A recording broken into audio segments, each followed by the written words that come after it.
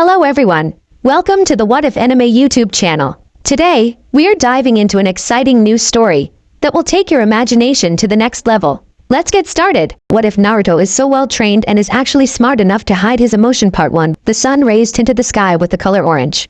Stores were closing down, people were going home, and errands were being finished. However, for a blonde-haired child, the day was far from over. Naruto Uzumaki, hungry and beaten, at a tender age of 5 was being dragged into the woods by a group of adult men. His consciousness was already dwindling. The 5 men quickly took this opportunity to ultimately get rid of him. All the pent-up anger, hurt, misery, and fear. The villagers have always treated him with contempt. The men took out their negative feelings on a child. Bloody, broken and hated, Naruto gave himself up to the physical beatings of the men, all the while silently hoping that their thirst for violence would stop soon. But sadly it didn't. These men were fueled with negativity, a negativity that Naruto dreamt to overcome. And Naruto fell unconscious. They quickly picked him up and hastily threw Naruto outside of the village. One of the men spat on Naruto. He grinned and looked at the unmoving body. Kyuubi brat deserves this. Cheers were given to each other. It was as if they actually thought they have finally disposed Naruto. But more importantly, they thought they finally got rid of the Kyuubi. But they were wrong. Where shall this take you, Naruto? 4 figures walked down the road, their faces covered by the shadow of their straw hats, their bodies hidden beneath their black cloaks. It was said, when you encounter such shady figures on the road, it would be better to avoid confrontation or might as well deter from their path. They weren't members of any particular group, but that did not mean that they should not be feared of. There were no symbols on their cloak, but merely a difference in the color of the cloak's lining. Sasori's color was brown, Itachi's color was red, Deidara's color was white, and Kisame's color was blue. They were classified as S-class missing ninjas by the bounty book. Gentle wind passed and the bell attached to Itachi's straw hat chimed. These 4 weren't to be taken lightly, Kisame, Itachi said while pointing at a distance. A figure was lying on the ground. Kisame nodded and quickly flickered to the distance. Itachi-san, the kid's alive. The 3 others flickered into view, towering over the small, seemingly lifeless body lying on the ground. Oh, it's the Kyuubi's Jinchuriki, Sasori whispered under his breath. His eyes trailed over the boy's body as if he could see how the Kyuubi was being held in by a seal. Yes. It's Naruto Uzumaki, the Kyuubi's Jinchuriki. Itachi stepped up and flipped over Naruto. He held Naruto's wrist and then checked for a pulse. He's still alive. Well, what should we do? Deidara asked as his interest peaked. He is a Jinchuriki. That means he's special. We can bring the brat with us. He's worth something. Kisame looked at Naruto's body like a predator ready to devour his prey. The boy will be of no worth, but what he contains is valuable, Sasori pointed out, seemingly uninterested by the situation. Kisame grunted at Sasori's remark. Sasori has always been so passive towards things that does not hold his interest.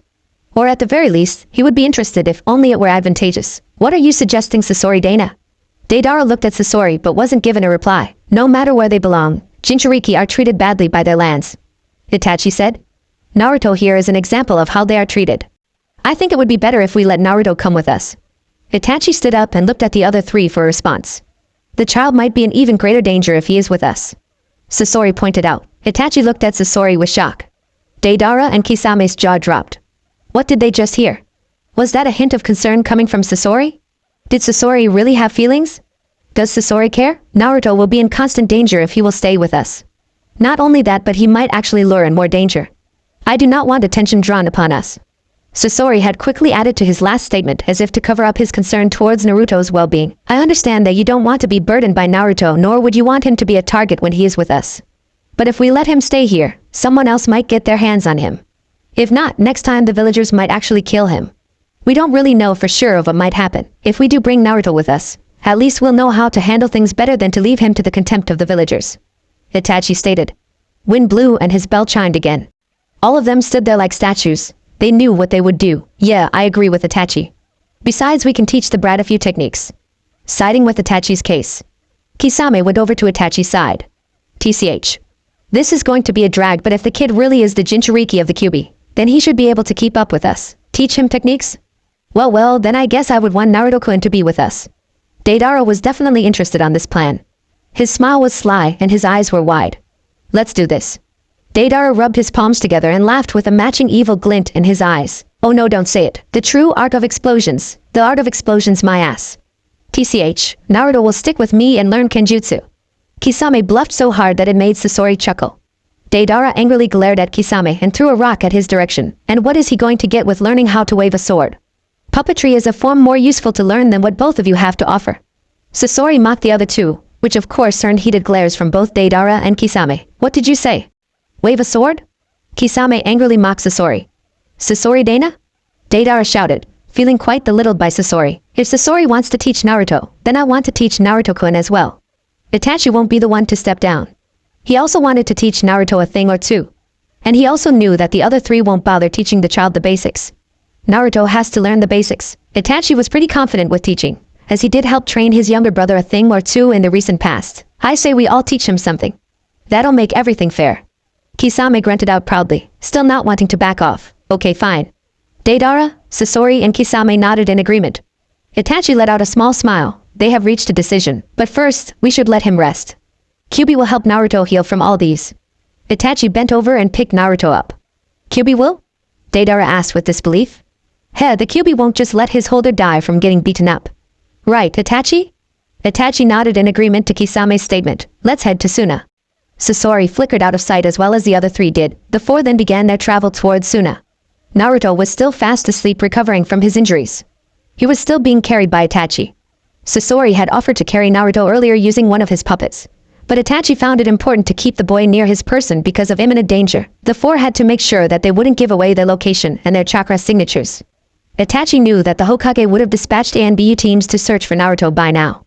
Sandaime wouldn't just let Naruto out of the village and into strangers' hands. The Kyuubi is a valuable asset to Konoha. Even with how Naruto is treated, he should be kept under the protection of the Sandaime and Konoha's ninjas. They could catch up with us soon.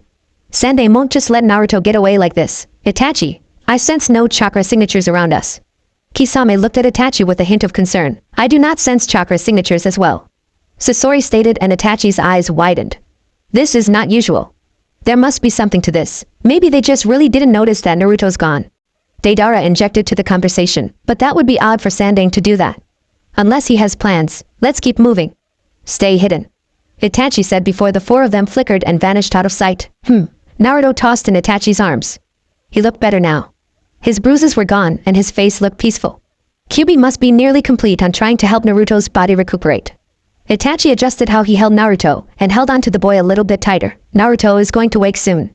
Kisame and Deidara gave out sly smiles when they heard that. Well, isn't that good news? Brats had enough sleep, TCH. We might still be trailed by Konoha teams.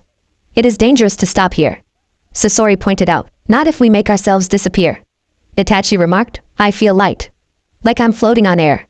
Am I dead? In the safety of Itachi's genjutsu, the four stopped in their tracks. It's time to wake Naruto up. The child will be shocked with what's in store for him. I mean, you don't just end up in the hands of 4 S-rank missing Nin on a normal day. Naruto, wake up.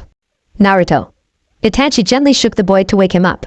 Naruto tossed in Itachi's arms and gently fell on the ground. His bright blue eyes opened. Naruto looked at his hands and hastily stood up. His eyes widened. Who are you? Where am I? What happened? Naruto pointed a shaking finger at Itachi. His voice was shaking with fear. He had realized that he wasn't in Konoha anymore and worse, these men took him. Oh, a calm down brat. Kisame somehow tried to comfort the fearful child. Itachi looked at Kisame as if to tell him to be more nice with his words. Deidara crouched down to seem less intimidating. Hello, Naruto-kun. We've been waiting for you to wake up. Do you feel okay? Deidara asked in a tender voice. Kisame looked at Deidara in disbelief. What is this? Deidara is sounding like a mother. I'm alright. I'm Naruto Uzumaki. Nothing is going to stop me. Naruto puffed out in defense. Deidara smiled at the active response that he got while Kisame chuckled at the brat. Naruto-kun, we found you outside the village. We couldn't just leave you there, so we decided to take you. Itachi stated, staring right into Naruto's blue orbs. Naruto got chills when he stared right back into Itachi's eyes. You're safe with us, any Itachi-san? Deidara smiled as he got a nod from Itachi. Deidara stood back up and gave Naruto a grin. Naruto seemed to be in disbelief. This was confusing. Well, this is a sharp turn of events anyways. Do you want to come with us, Naruto-kun? Itachi asked. Naruto looked at Itachi with a sharp glare and tight lips. His bright blue eyes seemed to be raging with fire. Kisame gave out a sly grin and Deidara couldn't help but chuckle at Naruto's facial expression. Child, come with us. And we will help you reach your goals. For the first time, Sasori spoke up. Or would you rather go back to a village that doesn't like your existence? He added. The heavy words that Sasori just said hit all of them in the conversation. This was to be expected of Sasori. He wasn't the type to beat around the bush. Naruto covered his ears and shut his eyes tight. Sasori Dana, I am Uzumaki Naruto. And you think I care what they have to say? When I become Hokage, Those villagers will definitely notice me. Naruto shouted at the four. His mouth was in a growl and his tiny hands and fists. Naruto's body was visibly shaking, but his stance was strong and proud. Itachi smiled. Naruto, I'm Uchiha Itachi. Itachi looked at Naruto with tender eyes and gave the child a smile. Deidara and Kisame seemed shocked at Itachi's change of tone. I'm Sasori. Sasori looked at Naruto and quickly looked away. You better not call me other names. I'm Kisame. Kisame gave Naruto a sly grin. Naruto seemed to lighten up as Kisame introduced himself. Deidara gave Naruto a light pat on the head. Naruto-kun, I'm Deidara. Nice to meet you. Deidara ruffled up Naruto's hair and gave him a toothy grin. Naruto looked at the four with wide eyes. So I guess you'll be tagging along now? Kisame asked Naruto, who gave an encouraging nod of the head. I'm Uzumaki Naruto, and I want to become Hokage. Naruto stated, with a big grin on his face and a fist pumped in the air. The four seemed happy by the response that they got. Naruto was going to go with them, voluntarily. And most importantly, they'll be able to keep Naruto for the meantime. Let's get going.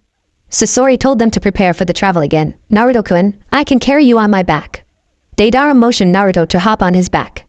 Naruto gasped in unfamiliarity. A piggyback ride? That's new. He shook his head and turned down the offer. No. I don't like being carried around. Naruto exclaimed. I can walk fine on my own. He bragged and puffed his chest out. All the while walking to the wrong direction. Oi brat. We're leaving you. Kisame said with a hearty laugh. Naruto panicked and quickly adjusted. We got a good kid, Itachi-san. Deidara said to Itachi, who nodded in response. Itachi removed the genjutsu that was placed on the surrounding area. This was going to be the start of a new journey for all of them. After the first hours of travel, Naruto seemed to slow down.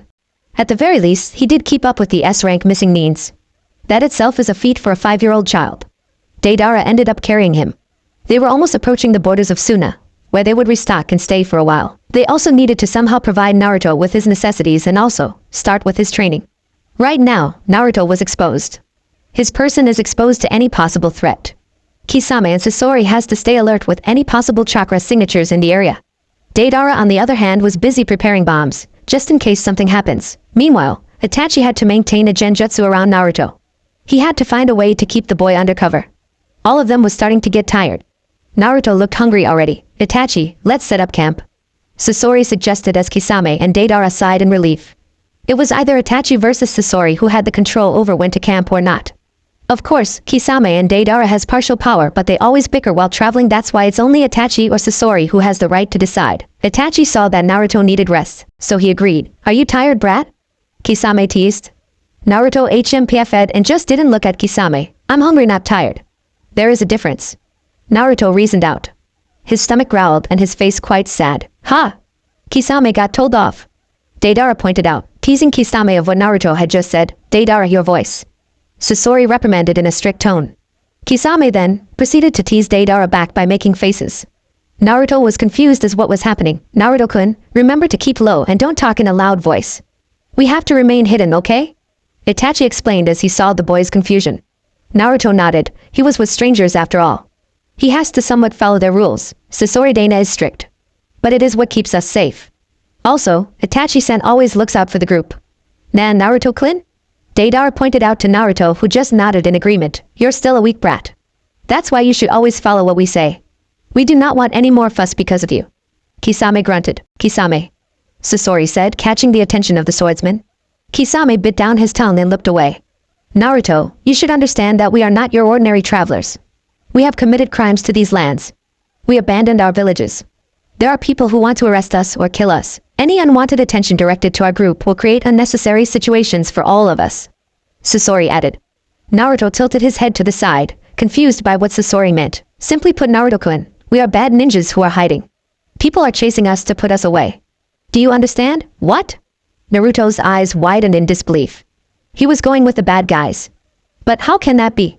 They did help him out. They must be good somehow. I am from Iwabakure. Sasori Dana is from Sunagakure. Kisame is from Kirigakure and Itachi-san is from Konohagakure. We left our villages in hopes to find a better life. Itachi Nizan is from Konoha? Awesome. Naruto looked at Itachi with sparkles in his eyes. Not only is he from Konoha. He was an Anbiyu. You know those ninjas who are so cool that they get secret missions? Awesome Naruto, huh? Kisame teased Itachi's reputation more to Naruto. Naruto just stared at amazement to Itachi more. Itachi's sweat dropped at the sight, gaining a hearty laugh from Kisame. Secret missions? I want to be that awesome too. Like go undercover. Save people. And most importantly, I want to be known. That's gonna be so cool. Naruto giggled to himself and his imagination, earning the sweat drop of all four. Boy, I don't think he gets the point. Kisame pointed out. Deidara laughed. That because of a secret mission, Itachi became a missing nin. Sasori stated. Luckily, Naruto was still stuck in his own bubble of excitement. Well, at least Naruto is excited. Look at him, he's dreaming. Deidara pointed out to Naruto, who was jumping up and down talking to himself and his imaginary ninja dreams. The older ones couldn't help but feel warm by looking at the sight. I know you will become great someday, Naruto-kun. Itachi smiled. TCH. Brat. Let's go set up camp. Kisame motioned Naruto to come to his side and help move things around.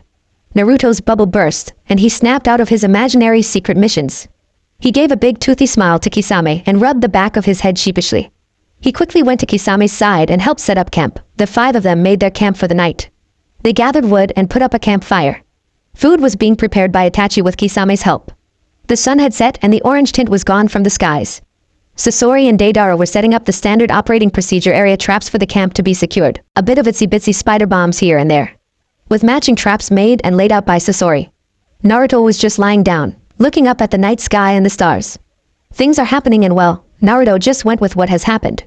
But he couldn't help but think about the third Hokage. Sandaime will not be pleased about his disappearance. Naruto was wondering why no search team was sent out. Was he really that despicable? Maybe they didn't notice. Naruto mumbled out in frustration. Naruto sat up and looked away. What was that, brat? Kisame asked. Naruto shook his head and didn't say anything. Who did not notice what? Sasori asked, as if doubting that Naruto had something against them. Hokage Gigi?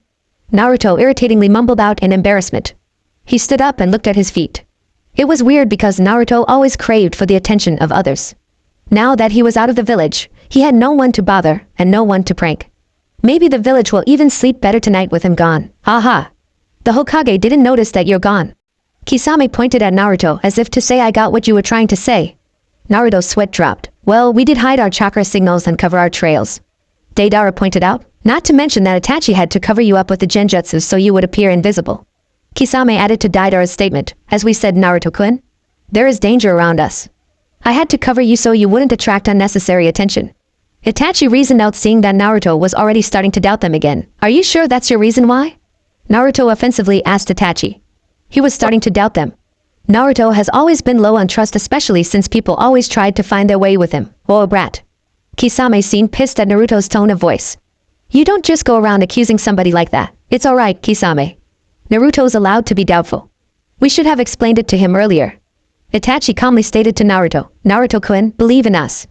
Okay? Deidara said. This caught Naruto's attention. Here's a bunch of powerful missing nins who were being kind to a kid like him. They were the first ones to actually be concerned about them being cared by the Sandaime. Naruto had not experienced this much social activity since he knew how to talk. I'm sorry. Naruto said with his head hung low and tears dripping from his eyes. His body shook as he tried not to let out his emotions. The four was stunned at Naruto's emotional display, but he is still just a child. A tender age of 5, the fact that Naruto let his walls down and that he is crying in front of them touched their hearts a little bit more. I'm sorry, I didn't mean to sound mean. It's just hard to trust people, okay? Naruto wiped away his tears and his head still hung low. Everybody just keeps on being mean to me. People say bad things, people lie, and people hurt me. I just wish Gigi-san noticed I was gone. Maybe somehow they felt that I'm gone. Naruto said. His hands were in tight fists and his body all tensed up. It is hard being alone. Harder because I know they hate me. But I want to show them that I am not a monster. That I can be more than what they call me. Sorry, Itachi Nizan. Naruto said again, his head bowing down to the direction of Itachi. It hurts when people call you names, huh? I've been there as well, Naruto-kun. Deidara said. Naruto's face whipped to Deidara's direction. His eyes wide in shock. When I started with my bombs and they saw these mouths on the palms of my hands, it disgusted them. I was considered different, and being different in a village, you get nothing. You feel like nothing. Deidara stared at one of his palms. Naruto understood. That was what he felt like in Konoha. The constant glares and constant bullying from the children. Sometimes Naruto liked the bullying, since it got him attention. But the worst moments were those times where he walked around the village, and nobody really noticed him. It was as if his existence was invisible. There was no genjutsu. He was simply non-existent. Brat, you don't let those villagers get to you. Kisame said, sitting right next to Naruto. If you let them get to you, then you won't be able to be better than them. And since you want to be Hokage, you really have to show them how wrong they are about you. Naruto felt supported. And this was his first time getting encouragement from another person. Naruto-kun, we have something really important to tell you. Itachi opened up. Deidara and Kisame looked at Itachi in shock. Was this going to be about the Kyuubi? Most likely. Naruto-kun, this will be a lot to take in. Have you ever wondered why you have a seal on your tummy? Itachi asked, and this piqued Naruto's curiosity. The blonde-haired child nodded his head. You see, Naruto-kun, in the history of Konoha, there was a very devastating attack on our village 5 years ago. It was on the year that you were born. It was also known as the Kyuubi attack. Itachi said. The area was quiet, and the wind howled that made chills run down your spine. Naruto looked at Itachi with his full attention. He needed to know about this. Now, every ninja that was available that night had to do their best to hold back the Kyuubi. If not, they were helping the villagers to safety. The fourth Hokage that time was late, and nobody knew where he was. But it was said that, on that same night the wife of the Hokage had given birth to their son. With the Kyuubi attacking the village, Yondaime had his child named Naruto. Naruto's blue eyes widened in shock, disbelief and surprise. Sasori looked at Naruto and saw how great of a deal this would be to him. The Yondaime kissed his wife one last time and took the newborn child. Onto the battlefield he went, carrying his beloved son with him. The Yondaime summoned Gamabunta-sama and went to his final battle. Finishing his own life, the Yondaime sealed the Kyuubi into his own son. He believed that his son would be regarded as a hero of Konoha. This is what the Sandaime enforced on the ninjas, but they refused to believe it. Instead, rumor had spread that the child is the Kyuubi instead. Worried about the danger the truth had, the Sandaime passed on a policy that prohibited the adults from talking about the Kyuubi's Jinchuriki. I know this because I was there. Itachi explained. Naruto had tears streaming down his eyes and his hand gripped onto his belly so tight. Why you're making this up? Naruto stood up and angrily shouted at Itachi. He turned around to run away but was stopped by 2 hands that held his shoulders. It was Sasori. It is the truth, Naruto. We do not want to lie to you. Not like what they did. We want you to know who you really are. Naruto, you are not the Kyuubi, but you are his holder. Sasori sternly stated to Naruto. His eyes looked straight to the hurt blue orbs. Naruto had angry tears running down his cheeks. We want you to be able to face the truth, and we will help you with facing the truth. Sasori emphasized, squeezing the boy's shoulder for security. Mixed with emotions, Naruto cried out loud and hugged Sasori hard. Sasori was taken back. He is, after all, not used to being touchy-feely. But this he understood, this type of pain he had understood, and so, he hugged the crying boy. The other 3 just looked at them up until Naruto stopped crying and fell asleep. Now that the kid knows, we better start planning on how we are going to get through this. Kisame remarked as he looked to Itachi and the other 2. With a serious face, Deidara nodded his head in agreement. Itachi let out a sigh. This was going to be yet another complicated journey, but first we rest, just as Naruto is. Dawn broke and the sun scattered its rays up to the sky. The group had continued on with their journey. This time around Naruto was silent on their whole trip. Deidara looked worried at the child and kept on glancing at the other 3. Itachi seemed to have noticed, but from what had happened last night, Deidara saw Itachi distance himself from Naruto for the meantime. Sasori was walking straight behind Naruto, as if strictly guarding the child's life to any probable threat. Kisame was getting irritated by the worried glances that Deidara was making. He told Deidara to back off and give Naruto some space to think. After all, last night was a really huge deal for Naruto. After a couple of hours, they finally made it to Suna. Tired and hungry, they first found a suitable place to lodge. All 5 of them washed up and rested for a while. Deidara and Naruto went downstairs and had to eat because Naruto was famished. Naruto ate meal after meal, and that was when Deidara realized they'd better get more tasks to complete. Naruto will be the reason why the group will go broke. He had the appetite of Kyuubi. Naruto-kun, let's go buy you some new clothes before you eat up our budget. Deidara's sweat dropped as Naruto continued on chomping down his meals. Bloated with food, Naruto sighed in satisfaction. Yep, they definitely needed to get more jobs done and earn more. Now, don't pick something too flashy. We want to keep it nice and simple, okay? Deidara said with a smile. Naruto wandered in the store, looking at the different clothes available. I want this. Naruto exclaimed as he waved a neon orange shirt to Deidara. Deidara's sweat dropped. Naruto-kun, that's too bright of a color. We're going to get attention with that. Deidara explained as Naruto tried on the shirt. Naruto smiled as he wore his plain orange shirt. Why are his shirts neon orange? Kisame erupted at Deidara. He was looking into a shopping bag full of orange clothes. Not a single clothing was spared. Sasori swiftly slapped the back of Deidara's head. Naruto, on the other hand, grinned as he was clothed in a plain orange shirt and a pair of orange shorts. He did wear black ninja sandals though. Well, at least his sandals aren't freaking orange. Kami, my eyes hurt. Kisame hissed out as he looked away the shopping bag and threw it to Deidara's direction.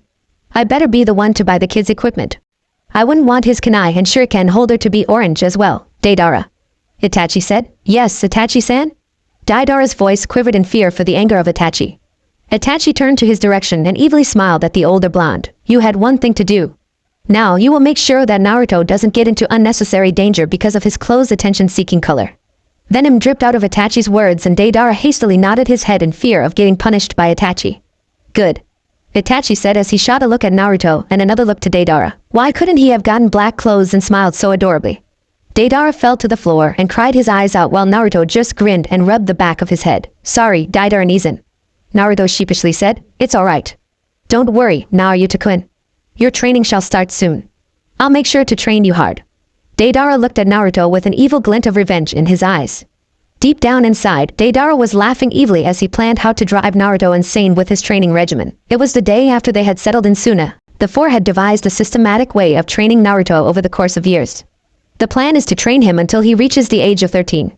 That's just about the age of a fresh genin. First of all, taijutsu and kenjutsu were to be taught mostly by Itachi and Kisame, with Itachi more on the taijutsu and Kisame on the kenjutsu. During the first 2 years, Deidara and Sasori would focus more on getting jobs done in order to sustain the group's cost of living. After that, the next 2 years would then be focusing on ninjutsu and genjutsu. The 2 years will be cut into 6 months, so there would be a period of 6 months given to each of them. One of them would be the main mentor for a fixed 6 months while the 3 others would just be on the sides or would get jobs. Since there were 4 of them, it was pretty much fixed that each one of them would be given a 6-month period of training with Naruto.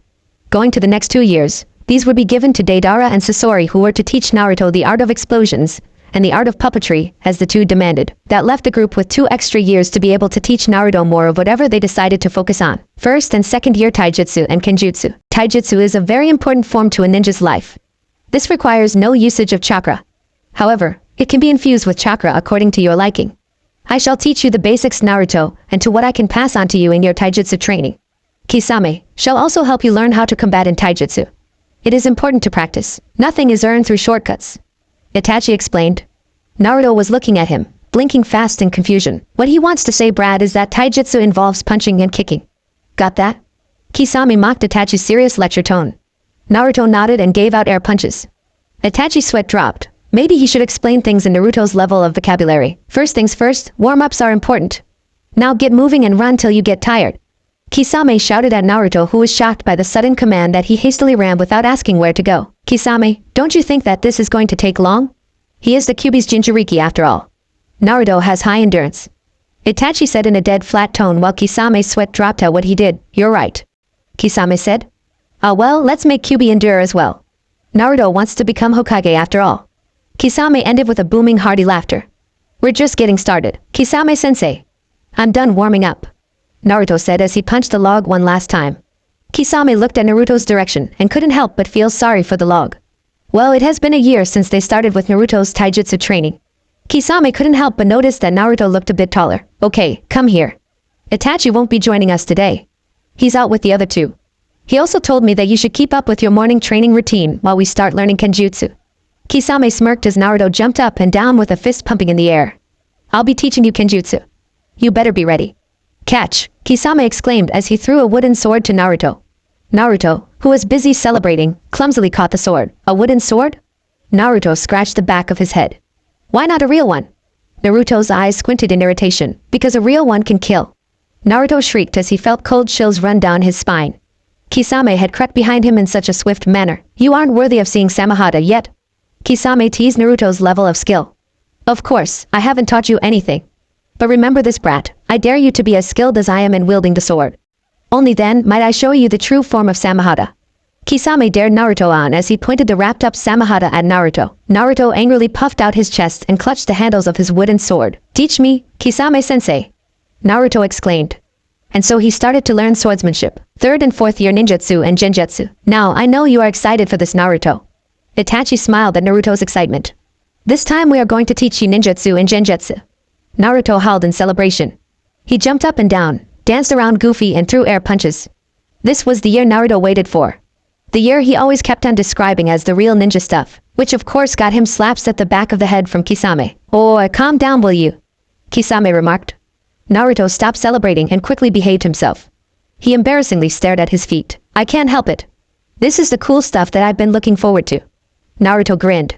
Deidara laughed at how Naruto can be such a typical kid sometimes. Well, it has been 2 years. Naruto has grown a bit taller and leaner compared to when he was as a chubby 5-year-old. He's still hyperactive. That's one thing that hasn't changed. But now, he's more disciplined and focused. The first 2 years was such a challenge for the four of them. Naruto has high endurance. That's why during taijutsu training Naruto took quite some time to burn out. Well, compared to a normal 5-year-old, Naruto can pretty much swing a punch quite well. Kenjutsu training definitely got Naruto on the rocks. Kisame drove the child like a slave. He was serious when it came to teaching Naruto the worth of a sword and the art of swordsmanship. There was no place for mercy during that year, and that drilled in the discipline into Naruto. You must learn to meditate. Sasori commented, looking at the other three who nodded in agreement. Meditate? Naruto scornfully cried out. But why? Naruto pouted as he looked at Sasori. Because you are the holder of the Kyuubi. You have immense chakra reserves, Naruto. A reserve that you have to access. Not only that, but you are noisy. Sasori explained in a flat, dead-toned manner. Leave it to Sasori to frankly point out things. Naruto sighed and prepared himself for meditation. Once you get over your meditation, the first thing that we will do will be tree climbing exercises. Naruto couldn't be any more disappointed by the sudden turn of events. From his dreams of learning nature transformations down to having to meditate. Well, it is just the beginning. 5th and 6th year art of explosions and puppetry. The art of puppetry has been passed down generation after generation in Suna. I was taught the same techniques and art that has been passed down several generations. However, I wanted more than just the traditional puppetry. That is why I had to explore and experiment. Ultimately, I became my own puppet. Sasori said as he looked at his arms. This art is not of your land, but I want you to learn this beauty.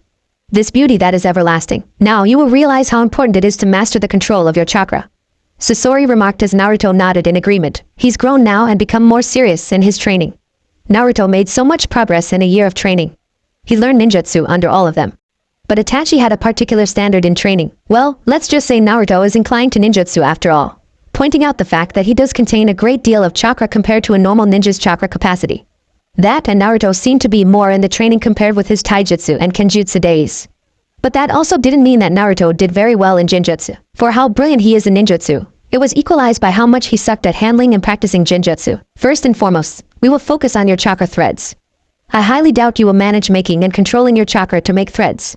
Your immense chakra reserves will make it difficult for you. Sasori challenged Naruto. Naruto has always loved challenges given to him. It made him strive harder. Difficult? I'll show you, Sasori-sensei. Naruto said with a sly smile on his face. Sasori chuckled. Now that's Naruto for you. Wait, what am I supposed to do again? Naruto sheepishly asked as he rubbed the back of his head. Sasori's sweat dropped. Yep, that's Naruto for you, alright. Art is a blast. A fleeting beauty gone within seconds. Deidara preached to Naruto, who seemed to be creeped out from Deidara's passionate desire for bombs. Thus, I create art. And now, I'm going to teach you how to create these beauties, Naruto. I have a question. Naruto firmly raised his hand up. Deidara was surprised. What is it, Naruto-kun? Is there a way for me to make art without having to have those mouths? Naruto frankly asked Deidara the question in a flat tone which made Deidara's sweat drop. At least make it sound like it's a little bit awesome to have these mouths on your palms. Deidara remarked to Naruto's question. Well, Naruto-kun, we have a problem here. I do not think there is a better way for you to infuse your chakra into the clay without the use of these mouths. Deidara replied. They infuse the chakra into the clay better and mold the clay to how you want your bomb to be. Deidara explained as he looked at the mouths that he has, the tongues twirling around. You said better, right? Can we learn how to make explosive in the traditional manner first before I decide to grace my hands with those mouths? Surprisingly, Naruto seemed to have caught Itachi's manner of speaking. This not only ticked of Deidara but at the same time creeped out Kisame and Itachi themselves. Brat. Quit that gibberish and say it like a brat would. Kisame exclaimed, earning him a good punch at the back of his head. What gibberish are you speaking of? Itachi angrily questioned. Naruto's sweat dropped in the distance. Naruto-kun, here's explosive clay. Deidara happily exclaimed, grabbing Naruto's hand and putting a lump of clay on it. Let's begin, shall we? 7th and 8th year. If it had not been because of an important message, Itachi would have never bothered meeting one of the Sannin. He had to be cautious. This was no ordinary meeting and this was no ordinary man. Itachi zipped up his cloak and put on his straw hat. Before going out, he had to make sure Naruto was well guarded and uninformed if such an event was happening. Unlike when Naruto was still a 5-year-old, Naruto was now even harder to contain, let alone fool. Here's a letter from the third. Jiraiya said as he sipped his sake, a folded piece of paper on the countertop. Itachi reached out and touched the letter. He expects a reply. Jiraiya said, eyeing the hand of Itachi that was resting on the letter. And I expect to see the kid tomorrow. He added. Itachi withdrew his hand on the letter. Why? Itachi asked. His bell chimed by the cold night wind. He is my godson, after all. Jiraiya plainly replied as he refilled his sake cup. The Sannin looked down on his cup and there he saw the face of the yondaime. With a swift sip, Jiraiya banged the empty sake cup on the countertop. The boy shall decide on his own. After all, he is our leader. Itachi stated. Jiraiya's eyes grew wide. Were the rumors true? Jiraiya shook his head. He will not believe it till he sees it. The child is still too young for all that anyways. The next day came. There he was, long spiky white hair tied up in a ponytail. He smelled like sake and liked to peep on girls. This definitely got on Naruto's nerves. Why was a legendary ninja like him so unrespectable and undignified? It just grossed him out every time he saw the old man giggle while peeping. Why did it have to be him, as a godfather? Why couldn't it have been someone less of a pervert? Why does it have to be him? Naruto mumbled in frustration. He grabbed a stone and swiftly threw it at Jiraiya's direction. You know, it's not nice to throw stones at people. Jiraiya said as he, in slow motion, caught the stone as he spun around. He was now facing Naruto, or well he expected it to be Naruto. It was a clone. What? Come on. A clone? Were you hiding, kid? A stone was cast and it shot fast towards Jiraiya. And bullseye. Jiraiya was knocked out cold, his face planted to the ground. I know it's not nice to throw stones, but it is also not nice to peep on girls. Naruto grunted out as he walked to Jiraiya and picked up the stone. I've had my fair share of stones when I was in Konoha. I know it isn't nice to throw them at other people. Naruto explained as he gripped onto the stone hard. Jiraiya puffed out of the area. Naruto immediately took out a kunai and readied himself. Harboring ill feelings towards Konoha, I hear. Jiraiya said, standing behind Naruto and catching him by surprise. Naruto dropped his fighting stance and just angrily faced in another direction. He didn't feel like fighting. No, not really. Well, not as much as other people expect me to. Naruto stated. Jiraiya raised an eyebrow at his statement. Other people? Who else has approached you? Jiraiya asked. Your two old teammates, who else? Naruto irritatingly replied. His hands were crossed on his chest, and his chin was up in the air. You weren't the only person who was curious about me. But they didn't really approach me. More like, we crossed paths just recently. Naruto bragged. Jiraiya was taken back. That snake and that old woman, they've crossed paths with Naruto already? Under what circumstances did they meet? Jiraiya was getting worried. Who would be curious about a stupid brat like you? You've got a lot of air in your head. Jiraiya said as a comeback, which totally got Naruto. Look, who are you to me anyways? And what do you want? Itachi Nizan was the one who informed me of this. Now state your reason. Naruto said in a serious tone. Jiraiya was taken aback by Naruto's tone of voice. Was this really Naruto? Was Itachi saying the truth? Oh ho ho, Naruto. It wasn't only me who was curious about your state. It's the old man Hokage. He wants to see you again. Naruto held in his breath. His hands tightened into fists, and his lips formed a tight line. I am Jiraiya, one of the legendary Sannin of Konoha. Awesome, aren't I? Jiraiya said with his funky introductory dance. Naruto sighed deeply. He turned around and walked away. I find no use of going back to the village. Not now. Naruto stated, with his back facing Jiraiya. Jiraiya's funky introduction didn't work, as he had expected. Naruto raised his hand, as a goodbye gesture, and vanished into thin air. Boy, now that didn't work out. Jiraiya said to himself. He regained his composure and crossed his hands over his chest. This was going to be difficult. Not only for the fact that Naruto didn't seem to want to talk, but at the same time his suspicions about the brat was growing immensely. Jiraiya had to find a way around this circumstance. He is his godfather after all. Aha, that might get his attention. Jiraiya went ahead and chuckled to himself. I've got you in my hands, Naruto. What do you want now, Ero-sennin? Naruto irritatingly asked. His brows were furrowed and his arms were crossed over his chest. Jiraiya chuckled at the look Naruto gave. His eyes were wide with excitement and curiosity. Oh, he is going to get Naruto good. I want to make a proposal, Naruto-kun. Jiraiya said in a particular teasing tone. His eyes were widening as if to try amaze Naruto with what he was about to say next. Jiraiya got a scroll from his back and laid it out on the ground. There were writings on the scroll, names. There were various of names, one followed by another, and the last name written was, What's the deal, Ero-sennin? Naruto stomped his foot on the ground and his brows furrowed some more. This older guy was getting on his nerves, reminding him of things that Naruto wanted to avoid. The deal is, I let you sign for a contract with the Toads. You let me train you for a while. Jiraiya offered. He sat on the ground right next to the scroll and grinned at the kid. Naruto's eyes widened and a sly smile crept on his face. This was some kind of deal. There must be something in it that makes Jiraiya think that Naruto's going to outright accept the offer. Jiraiya smiled at Naruto. It was not every day that he would just randomly offer the right to summon to somebody else. But that was the thing, Naruto isn't just somebody else. Why would I be interested for a contract with the Toads? Naruto inquired, wanting to expose Jiraiya's ulterior motives a little bit more. Naruto's eyebrow was raised and his cheeks puffed, seemingly half interested in the offer at hand. Jiraiya laughed. Why would you want a contract with the Toads? Why not? Have you gotten a contract with another animal? Jiraiya asked, and Naruto answered with a shake of the head. You see, Naruto, Toads are awesome. Jiraiya said as he jumped backwards and bit his thumb. Jiraiya performed a sequence of seals before slamming his hand down onto the ground. A big puff of smoke covered the area, and when it cleared, a toad came out. A small orange toad the size of a hand. Jiraiya gawked at his circumstance. Why did it have to be the small fry at this time? Or are you kidding me? Naruto deadpanned Jiraiya's attempt to gain his interest. This was totally getting absolutely nowhere. Where is your father? Jiraiya screeched at the small orange toad. The toad just looked at Jiraiya and sheepishly smiled. Jiraiya had no time for Gamakichi. Father? He's busy, so he decided to have me go instead. Gamakichi replied. Jiraiya just gawked at the toad's reply. What can keep a toad busy? Your father is busy? What if by Kami's sake I was in a deadly situation that I needed his help? What would have happened to me? Jiraiya angrily exclaimed to the small toad, who just shrugged off Jiraiya's remark. Well, you aren't in any danger right now anyways. Gamakichi pointed out. Naruto laughed his head off by how the toad spoke so casually to the toad sage. I'm going. Naruto stated, regaining his composure. He took a step around and began walking away from Jiraiya. I have more important business to handle. See you around, Ero-senin. Naruto, I know you want to get the contract with the Toads. I would want you to sign as well, just as your father did. Jiraiya straight out said to Naruto. Naruto smirked. He finally got the perverted sage to tell his true motive. Tisk, I'll sign it when I need to sign it. Naruto argued. But Jiraiya was right. If he were given the choice to sign the contract right there, he would have. But there were still a lot of other factors he should consider. Not only that, but the fact that he needed to consult his brothers about this whole situation. Things were getting complicated. Oh, trust me, kid. You're going to need their help sooner or later.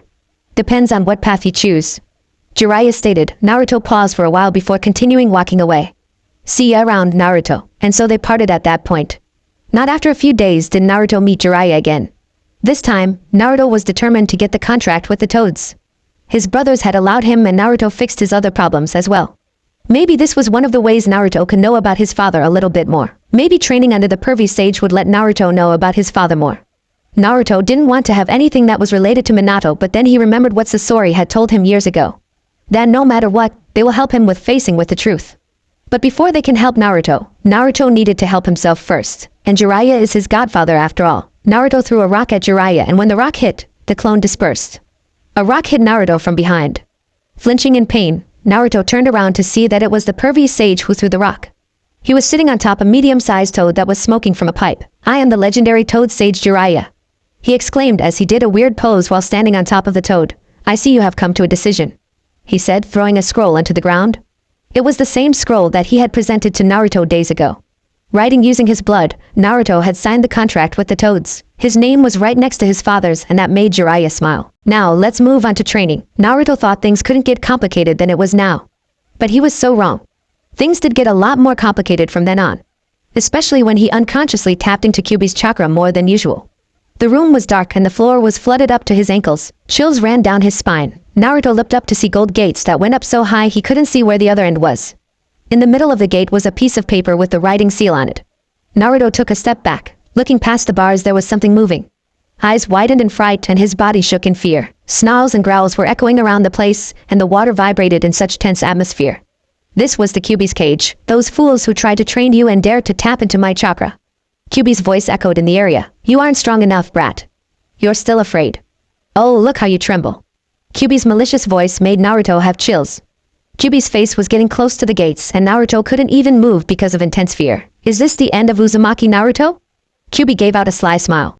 But then Naruto chuckled and the water seemed to have calmed down. You stupid fox. Listen up and listen well, you are locked inside of me. Do you want to die? 'Cause I'm not dying until I become Hokage. Naruto angrily told the Kyuubi off. He was pointing at the Kyuubi and he wasn't trembling anymore. The Kyuubi chuckled. Oh, what a container the Yondaime has given. That was one of Naruto's memorable meetings with the Kyuubi.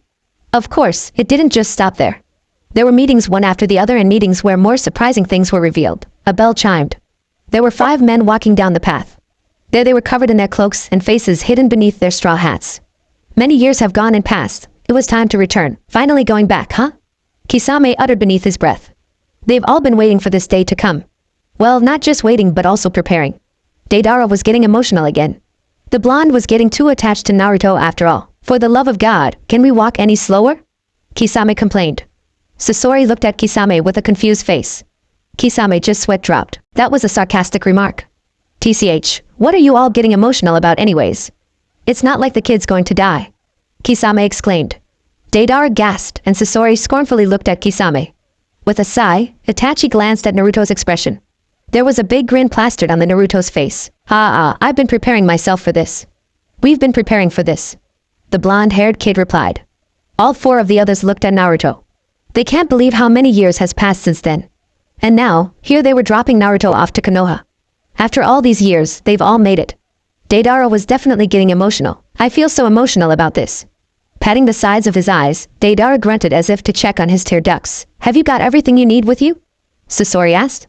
Naruto unzipped his blue cloak and checked on his things. He looked at Sasori and nodded. Naruto was prepared. Naruto, don't show off too much now. Itachi warned. Kisame and Deidara nodded in unison as they knew Naruto well. Naruto just sweat dropped at the reminder but couldn't help but smile. Itachi hasn't changed at all. Here we are. We won't go any further. See you, brat. Kisame said as the four of them stopped. Naruto turned around to face his brothers. A big grin was plastered onto his face. Thanks, and sans. Naruto exclaimed, with his right fist pumped forward. I'll be seeing you again soon, okay? Till then, take care. Naruto added. The four couldn't help but smile at the sight. The first time they saw him was when he was half dead lying on the ground outside of Konoha. Naruto has changed. He grew in height and thankfully because of his trainings, grew up with a lean figure. His clothes had also changed. Naruto now wore an orange shirt with a black sleeveless flak jacket over it. The flak had a red Uzumaki swirl at the back. He wore a pair of black plain pants and a pair of black ninja sandals. His pouch and clay pouch were strapped to his hips while his holster was strapped to his left thigh. On his back, he carried a bandaged-up sword with the hilt just showing. You take good care, Naruto-sama. Sasori tilted his straw hat at Naruto. Naruto nodded and waved his goodbye. Then, he flickered out of thin air. Konoha hadn't changed much. And from the looks of it, it was still the Sandaime who ran as Konoha's Kage. Naruto stood up tall and proud on one of Konoha's city walls. There was a mixture of excitement and anxiety swirling within him. He removed his cloak, straw hat, and his sword. He definitely had to hide them. It's still too early for any surprises. If he were to make an entrance, he could at least blend in a little bit more. With a smirk on his face, Naruto flickered down into the city center. Konoha really hadn't changed much. Hell, there were people glancing at him. Eyes wandered here and there, as if they were familiar with his face. He even heard someone gasp. Naruto inwardly flinched. It has been a long time since he got those kind of looks shot at him. I guess some things haven't changed with all the discomfort. Naruto decided to cut to the chase. With another flick, he was gone. I sensed you have come back. Sensed? I bet you just used your magic ball to check up on me. Naruto teased, as he stepped out of the curtains. He was inside the Hokage's office. How are you, Naruto? Hiruzen asked, looking at Naruto's direction. The boy has grown quite well. It has been 8 years since he last saw Naruto, alive and kicking. Naruto said. With a snap of his fingers, 4 ANBUs came into sight and collapsed on the ground. Hiruzen sternly looked at Naruto. Those were the ANBUs that was assigned to keep check on the Hokage at all times, more like his personal guards for security purposes. Now. You are right on schedule, just as agreed with Itachi. How was your trip? Hiruzen asked, his sights set on the unconscious ANBUs. It was okay. I see the village hasn't changed much. Also, I just knocked them out for a while. I need to ensure the privacy of our conversation. You have a lot of eyes and ears on you. Naruto stated. Sarutobi slumped back to his chair and sighed. Naruto has improved quite amazingly, as to be expected of being trained by Itachi. I guess Itachi Nizan has explained to you some details. Naruto said, some details. Like being trained and taken under his wing. You've been to quite a lot of places, I suppose. And I take it you have also met of Jiraiya. Yeah, that arrow Sennin. Itachi Nizan will be kept updated. Just so you know, Hokage Jiji. And so he doesn't know of my other brothers. Well then. What can I help you with? The Hokage seemed to be tensed about Naruto's return. This was, of course, going to cause ruckus within the system and the village. The Kyuubi's Jinchuriki has finally returned. And this time, he was not the same child that they could just beat up. Naruto was stronger than them now. I want to be a registered ninja. And not just any ninja. I want to be Hokage. Naruto grinned at the old man. Sarutobi's eyes widened in surprise and a smile graced his lips. Naruto hasn't changed. I will become strong and the people will notice me differently. Would you want to be placed in the AMBU department? Or as a Jonin maybe? Hiruzen offered Naruto. Logically, there would be no use to Naruto if he were to undergo being in the lower ranks anyways. I want to start from the bottom. Genin. Hiruzen almost gasped at the thought. Trained by Itachi Uchiha all these years and he's going to be a Genin? Then I could really say that I made my way all the way to the top. I really want to be Hokage the right way. No shortcuts. Naruto's blue eyes set dead straight to Hiruzen's. The Hokage couldn't help but chuckle at the sight. This reminded a lot about the past of the fourth Hokage. Are you sure? Itachi told me he trained you hard. Isn't Genin too low to start? Hiruzen asked, while stroking his chin. No, I wouldn't get to meet my batch of Genins if I skip. Also, Itachi and I said he wouldn't mind for reasons. Naruto replied, giving Hiruzen a look. Ah, right. Sasuke. Naruto nodded. Well then, I shall place you in the graduating class then. Your teacher will be Yamano Irika. Do you have a place to stay yet? If I can I stay at my parents' house? His eyebrow lifted at Naruto's request. The boy has knowledge of his parents. Itachi beat him right to it. Not only does Naruto know the truth about Kyuubi, but now, Naruto also knows about the truth of his inheritance. Most importantly, his bloodline. Well then, that makes my job easier. But, of course you can. It is part of your inheritance. However, I do not hold the keys. Your father entrusted them to Jiraiya. The last time I heard, Jiraiya had hidden the keys of the Namikaze estate to the Toads. Hiruzen stated. Naruto nodded. So this was the reason Jiraiya had offered him the contract to the Toads. Well, other than getting the same contract as his father, I can handle that. Thanks, Hokage Jiji. Naruto said before flickering out of the room. Oh, has he made a contract with the Toads already? That Jiraiya. Hiruzen was left there with 4 unconscious ANBUs on the ground. You could have at least cleaned up your mess, Naruto. Things are going to change from here on. I wonder where this will bring us. Away from the bustle of Konoha City, the Namikaze estate looked like a palace from outside. With 2 large metal gates and high walls surrounding it, anyone couldn't just peek to see what was inside. Following what the Sandaime said, Naruto summoned one of the Toads and asked for the keys to the estate. It has been quite some time since they had to retrieve the keys. Even the Toads took some time to get it. After a while, Naruto had in his possession the keys to the Yandaime's house, his parents' house, and supposedly his house. I'm home. He laid down the scroll on the ground and used his blood to unlock the seal written on the scroll. After unlocking the seal, Naruto followed the scroll's instruction to unlock the metal gates. A large front yard greeted Naruto. Sakura trees were planted around the yard, with stone slabs leading a path to the front door. The house was circular in its shape, with the exterior painted white and the roof made up of orange tiles. Naruto opened the front wooden doors and stepped into his family's house. The first thing he saw was a life-size portrait of his parents. His father was standing behind his mother, his arms wrapped around her waist and their fingers intertwined. Minato had a small timid smile on his face while Kushina had a big radiant smile. Naruto observed the portrait a bit more. He had gotten his father's spiky blonde hair and blue eyes. And he clearly got his big smile from his mother. And they both have given him life. I'm home, Dad and Mom. Naruto uttered under his breath. He removed his sandals and stepped in his house. Time to do some cleaning, Naruto said, as he noticed the amount of dust that had accumulated in the house, and to get acquainted with this place. He scratched his cheek at the thought. He blushed. Back when he was a 5-year-old child, Naruto wouldn't even imagine having information of his parents or having his own house. This was a warm feeling that he welcomed. I'm going to be Hokage, Naruto exclaimed to himself, both arms pumped in the air, feeling the surge of happiness and excitement by the series of good fortune that was happening to him. Naruto felt the prize of his hard work after all those trainings. With a hand seal, Naruto made a dozen of clones to help him with cleaning up the house and the yard. Unsealing his things from the scroll, Naruto laid down on the couch hoping that tomorrow's class wouldn't be as boring as hell. Naruto woke up just minutes before sunrise. Everything felt new to him. The bed, the room, the feeling of owning a house. The splashes of sadness accompanying the thoughts of growing in a home with his parents beside him.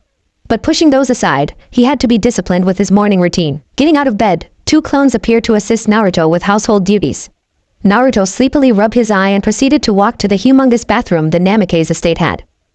They definitely preferred to enjoy long baths, Naruto said to himself as he enjoyed a quick relaxing dip. Naruto decided to change his attire. He picked a plain yellow shirt with a red spiral at the back and matched it with black shorts that stopped just above his knee.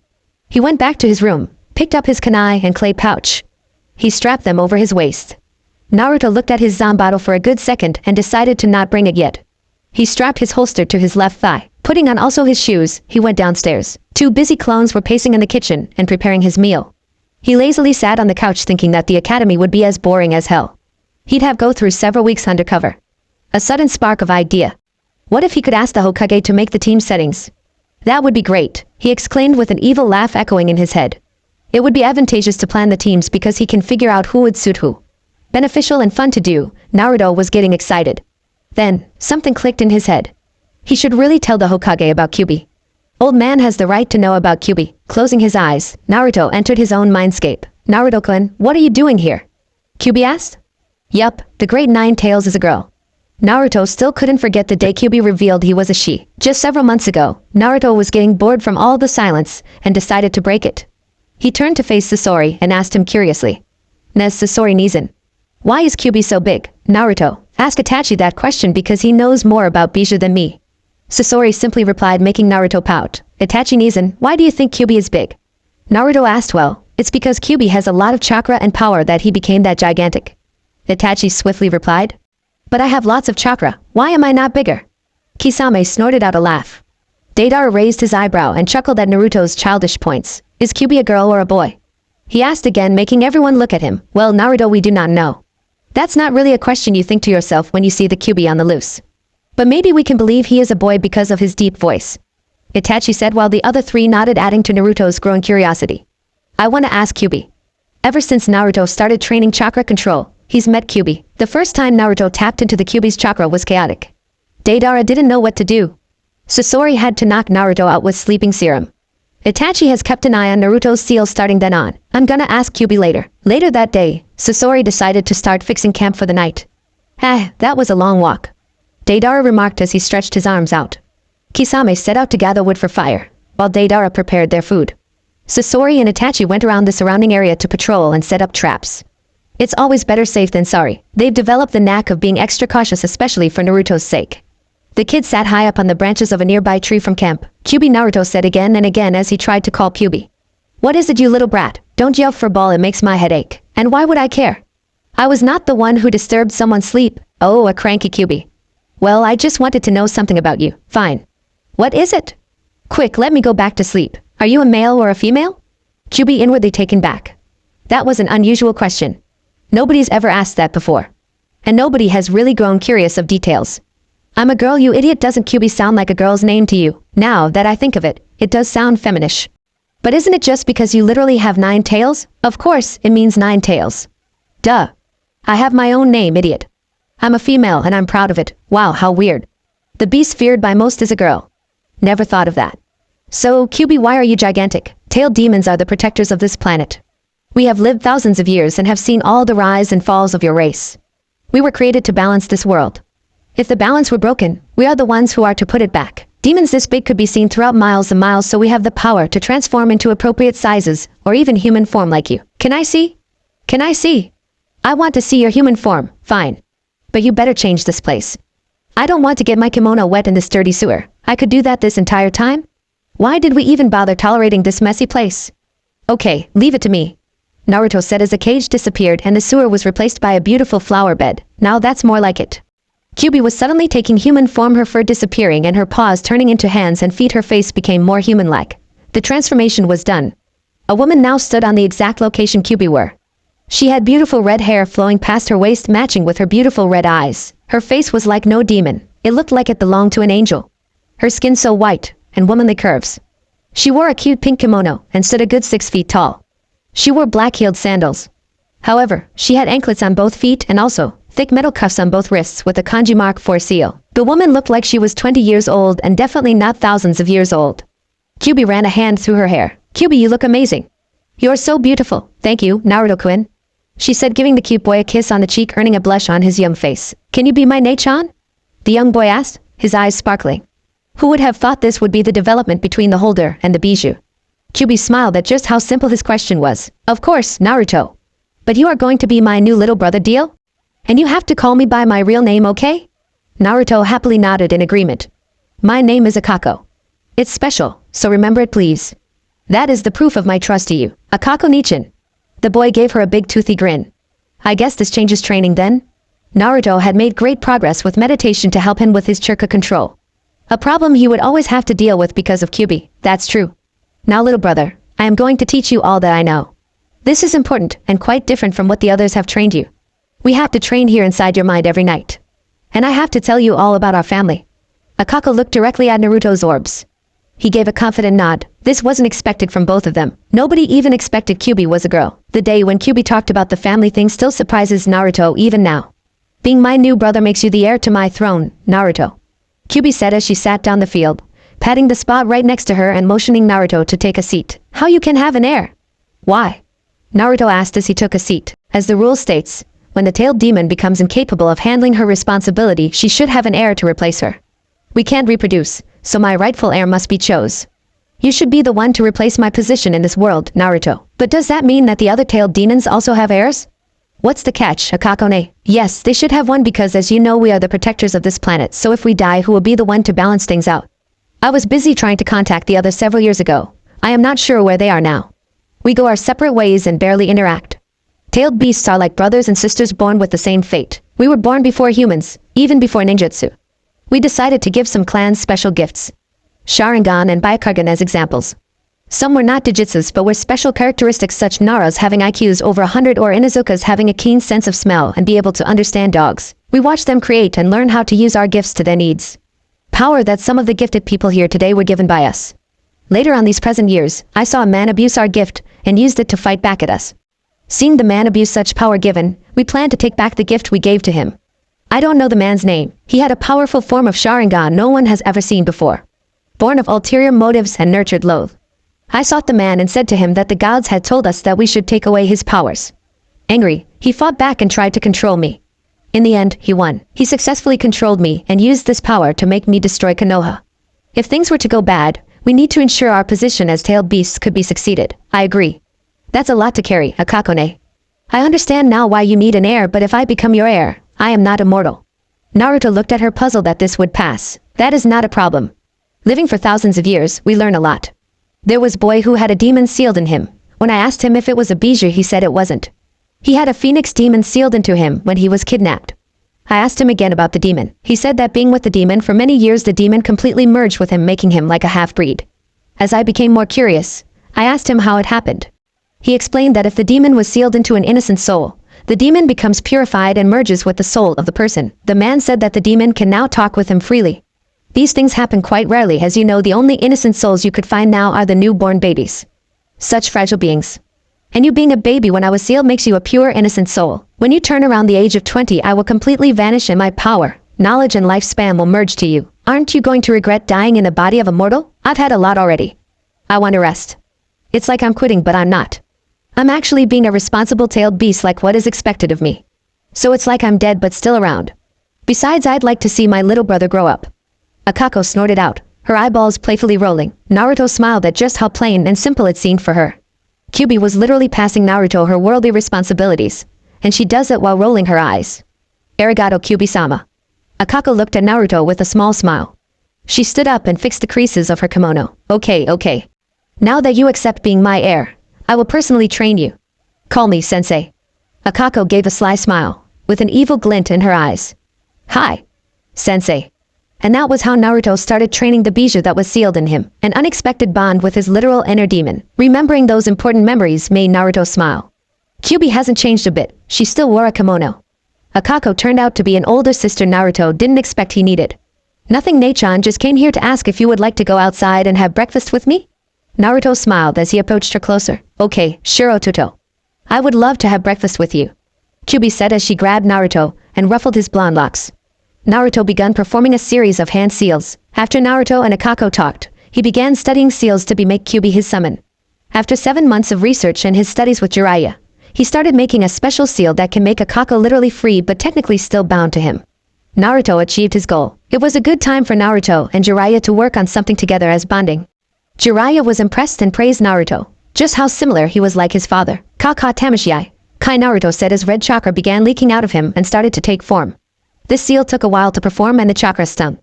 A few seconds later Kyuubi now stood there happy on being free again. This technique also made Kyuubi a summon for Naruto. Naruto was relieved when he finally got it right. This was especially important when the time comes for Akako to fully merge with Naruto. For Akako, she silently prayed to God thanks. Sealed in a human didn't seem so bad. Or maybe it's because she was sealed in Naruto. She found herself fortunate. Akako-ne, I called you out here to discuss about some things. Naruto stated, hinting Akako of a serious matter at hand. Should we tell Gigi about you? Naruto asked as they sat on the couch. Akako crossed her arms, brows furrowed. We should tell that Hokage about this, or else he would think that we are hiding something. She said, gaining his trust right now is important. We have to assure him of our cooperation. You're right. But when do we tell him? Naruto said as he went into thinking pose. We also need to factor in my brother's visit. Well, we don't know when they'll arrive. Take it a step at a time, Kit. Within the day would be a good idea. Akako said as Naruto nodded in agreement. A sudden knock came from the front door. Naruto glanced at Akako and walked to the door. He opened it seeing the Hokage standing there smiling at Naruto. Naruto closed the door a bit and glanced back to Akako. It's him. He mouthed to her. Akako understood and stood up, giving Naruto a nod. Okay, good morning Gigi. Naruto opened up the door and motioned him to enter. Good morning, Naruto. I just came by to check up on you. Are you done cleaning up? Is it all right here? The third replied, as his eyes wandered to scan the interior of the house. Well, Kage Bunshins are really useful. Naruto said with a foxy smile. Oh, you have that jutsu down? Good. Hiruzen replied as he looked at Naruto. I have already informed your sensei about you. Your class is with Yumino Irika. Okay. But Gigi, I have something to tell you. Naruto said as he looked at the back. There Akako was standing smiling widely. It's a long story but Kyuubi is here. Hiruzen's eyes grew wide and his mouth shut tight.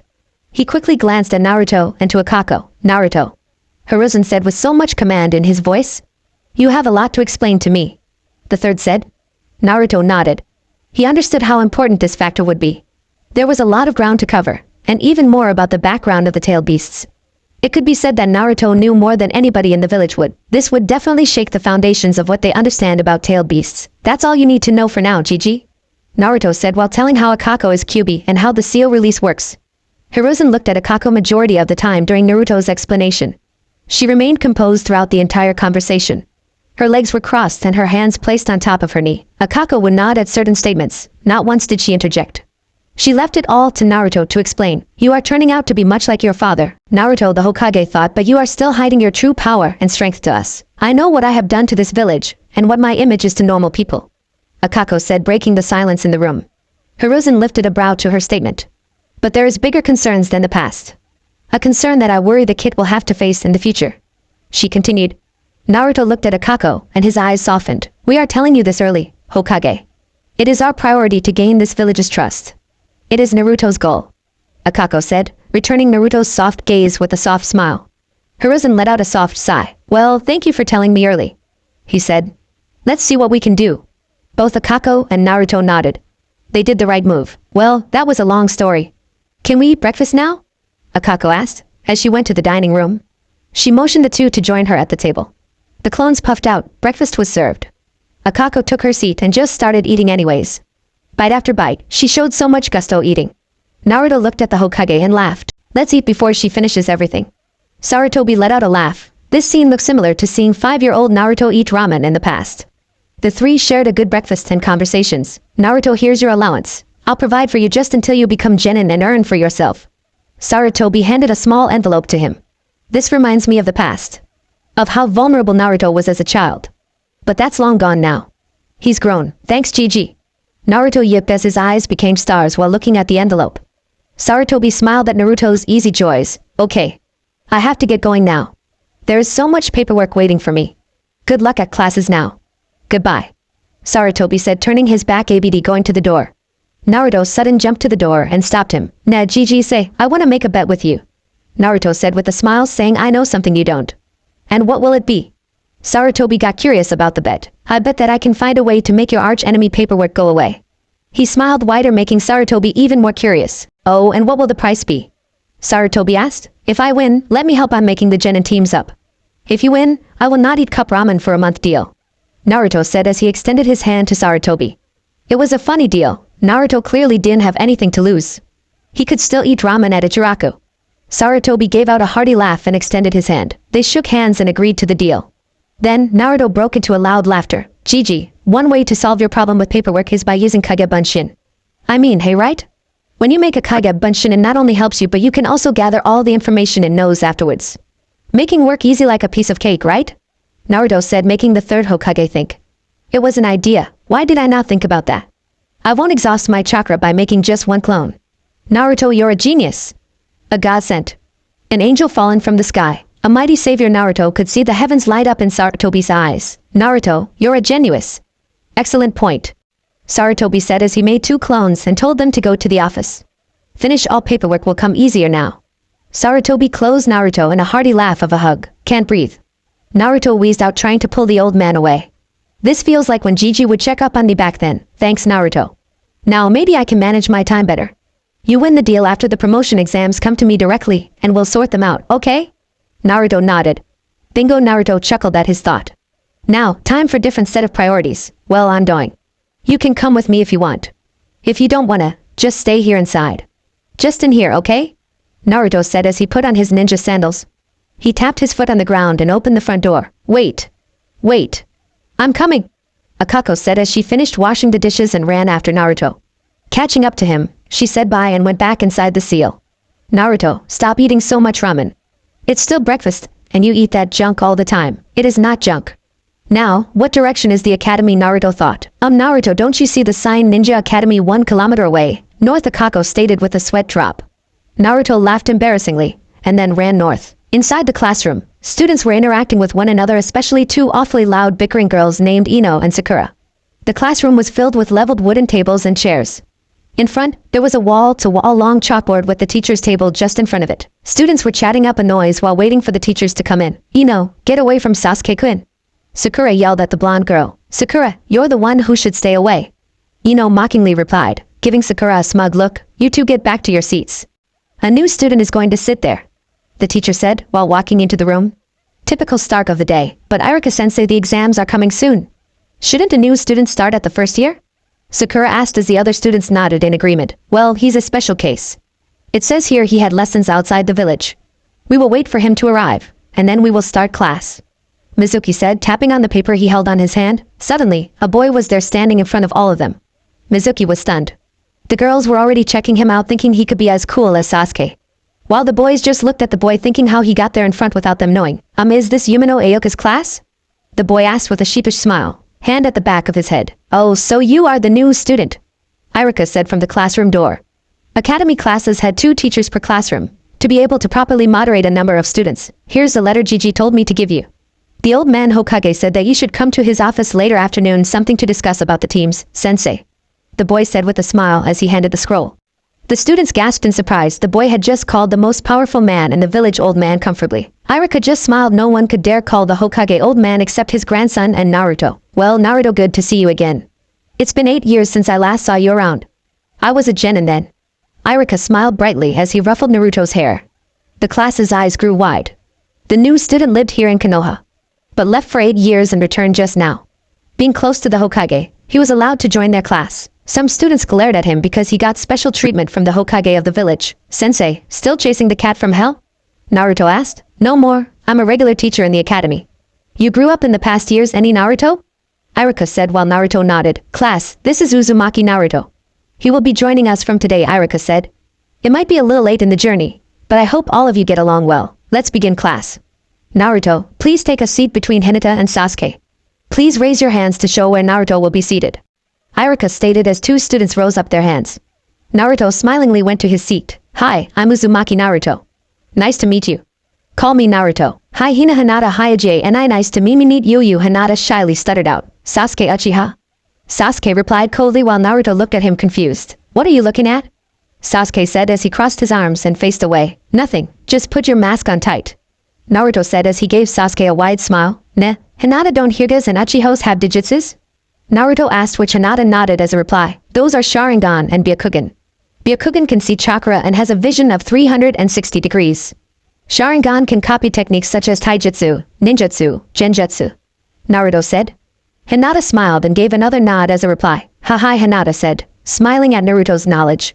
That's right, Naruto-kun. You seem to know a lot, Naruto. Sasuke said. Of course. In the past 8 years, I studied everything I could and got taught by my brothers. Naruto said. You'll know one soon? Naruto said while facing the other way. What is he talking about? I don't know anyone else outside the village, Sasuke thought. School bell rang, signaling the end of classes for the day. Students were chatting away with their friends, some running out to play, and others fixing their bags before heading out. After a while, Naruto and Sasuke were the only ones left in the classroom fixing up their things. Naruto was about to go. Now Sasuke, have you ever thought about not having revenge? Naruto looked at Sasuke in the eyes. Have you ever thought of forgiving your brother? You don't know anything. Sasuke whispered newcomer. Have you ever thought that Itachi would be feeling the same? Naruto asked lonely from the death of his parents as well. Sasuke's brows furrowed. He angrily let go of his bag and stomped his way to Naruto. Sasuke grabbed Naruto's collar and sneered. Have you ever thought that if you and Itachi die, the Uchiha clan line will die with you? Naruto continued to talk despite Sasuke's anger. With one hand, Naruto grabbed Sasuke's trembling hand and removed Sasuke's grasp of his shirt. Naruto fixed his shirt before talking again. Who are you to talk? Do you even know me? Dobe. Sasuke shouted at Naruto, face crumpled in frustration. I'm going to confess, Sasuke. I was with your brother these past 8 years. Sasuke took a step back. And do you know what he always talked about? He always talked about you. Naruto said, his eyes locked onto Sasuke's confused gaze. He was always worried about you. Who would take care of you? Who will help you in your training? Who will be with you all the time? Naruto said. Sasuke was really shocked. He always cared, Sasuke. He never really meant to kill your clan, someone else did, but Itachi and I took the blame for it. Naruto said as grabbed a scroll out of his pocket. He gave the scroll to the stunned Sasuke. Here, this is a letter for you from Itachi. He said I should really give it to you. It would make things more clear for you. Naruto stated. Also, I think you and Itachi should be given a chance to restart again. Then, he left to let the Uchiha have some privacy. Naruto, do you think that Sasuke will take it the good way? I hope so. If it does, I'll ask Itachi and I to come visit sooner.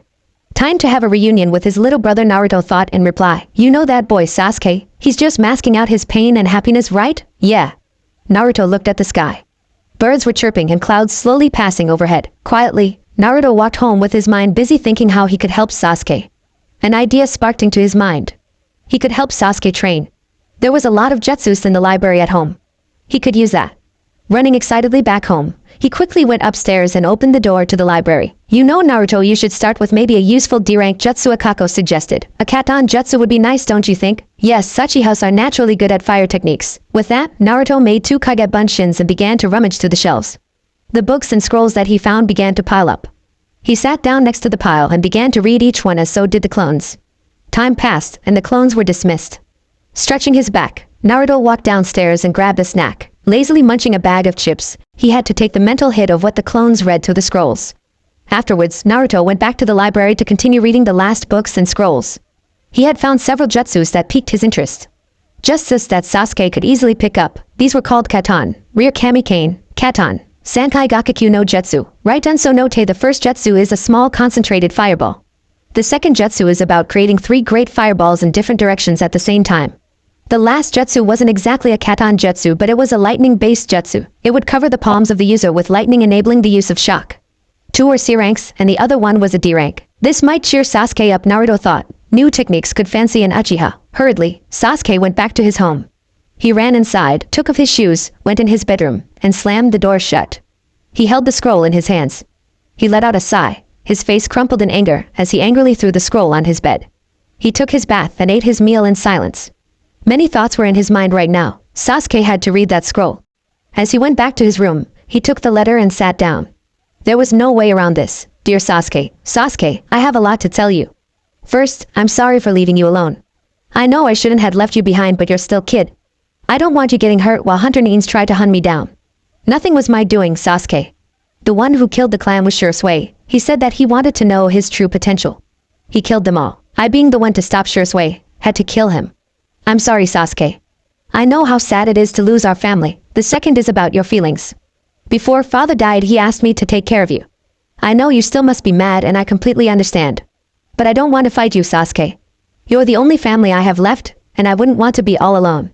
When I finished on stopping Shisui, I was forced to leave. There were greater things happening in the background. Remember this, Sasuke. When I was here on the outside, all I thought is you. Who was going to take care of you? Were you going to be okay? Who will help you train? I was very worried. Third is about Naruto. He was still 5 when we found him. We found him beaten up, nearly dead outside of Konoha. We decided that he would be better off if he came along with us. When we chose that he would come along with us, I thought of bringing you too. But I knew you'd be mad. I couldn't enter Konoha because of the Third's order. Sasuke, Naruto's a kind boy, but I warn you, don't get on his bad side. In these past years, we trained him for him to achieve his goal. He really wants to become Hokage. Sasuke, don't force him to tell you anything about him. He will tell you eventually. It's hard for Naruto to get many friends because of a special condition, so I hope that you two will get along. I will try and visit there sometimes. Don't worry when I visit. We can talk about everything and anything. Your brother, Uchiha Itachi. Sasuke reread everything 3 times. Shocked to know his cousin was the traitor, guilt at accusing Itachi something he had not done, surprised to how Itachi felt, happy to know he'll visit, and curious about Naruto. Many emotions tangled inside Sasuke right now, but he knew one thing. His body felt lighter. His sadness was going away with happiness being the one to replace. He finally knew what happened to his relatives and his parents. Tears slid down the young boy's face. He was happy knowing his brother was not the one who did the massacre. All those days where he had to keep everything to himself, his hands were holding the scroll for dear life, as if to ensure it remains real. Sniffling, Sasuke wiped away his tears. He laid back on his bed. Itachi and Naruto were together this entire time. Don't force him to tell you anything. Naruto became an extremely mysterious person to Sasuke now. Irritated, tomorrow he would try to make friends. Naruto had spent his entire afternoon in the library that when he looked out the window it was already late night. The moon and stars shined brightly in the night sky. He closed the scroll he was reading and walked silently out of the library. He looked around and frowned. It was quite lonely, a big house for one person. After a warm bath, he dressed up in his comfortable pajamas. Naruto checked whatever food he had in his fridge and ate his dinner. This would have been my life if I didn't move out of Konoha. He cleaned up the table, washed the dishes, and went upstairs. He looked at his bed. But it wouldn't have been this comfortable either. Sleeping lightly, Naruto dreamt about his brothers and how they were doing. Sasuke woke up to a rather new day. He did his usual routine. First, he did his morning exercises. Afterwards, he would wash up and prepare for the day. He made a quick sandwich for breakfast and drank his milk. Things could have been different. Sasuke shook his head. There was only one thing clear now. Itachi will return, and when he does, his name should be cleared. Sasuke lightly cleaned up his kitchen before leaving. Walking down the road, it felt like an entirely different path. The school bell rang. Morning classes had just started. Students were inside either whispering to each other, studying, or listening to the teacher. Well, Shikamaru was already sleeping. Naruto liked the idea of having a normal academy life. Earlier, Naruto made extra sure to be early to school. It was a good way to know his other classmates. As students came in, Naruto took the first step and made some friends. Shikamaru seems like a lazy boy, but behind that attitude he is very smart. Abirame Shino is a silent type of guy, likes to gather information from his Kekai bugs, which seems to be very great in getting information and scouting. Akimichi Tsuji is quite fat, but do not judge him. And do not ever dare say that to his face. Tsuji said it's expected of Akimichi males to have bigger bodies for them to use their clan jutsu. Inuzuka Kiba is a really loud boy, and his small partner Akamaru seemed to be great in tracking. Hyuga Hinata is super shy and always spoke in a very soft voice. She always blushes when a boy comes too near to her. Naruto was having a blast at getting to know his batchmates. This was the best day ever. He had new friends, and he was starting to develop a crush. Haruno Sakura kept to herself, and just sat down on her chair. From what the boys have been talking, Sakura holds all the top marks in written exams. Naruto was intrigued at how Sakura is different when Ino is around. Yamanaka Ino had long blonde hair. She talks quite loudly and acts bossy to others. Sakura and Ino don't go well together, and from what Kiba said, it's because of their irritating crush on Sasuke. Speaking of, the Uchiha boy still hadn't arrived. Well, Naruto could rest a bit easy. Now he just had to make friends with Sasuke. Iruka was barely holding on to the last of what attention span the students had. The bell rang, and Iruka stopped. Okay, class dismissed. Remember to do your homework. The kids were suddenly energized by the sound of dismissal. Friends talked to friends, going to their groups to hang out. Students packed their things and started heading out. Naruto, on the other hand, was snoring on his desk, not planning to wake up. So, another person had the honor to wake him up.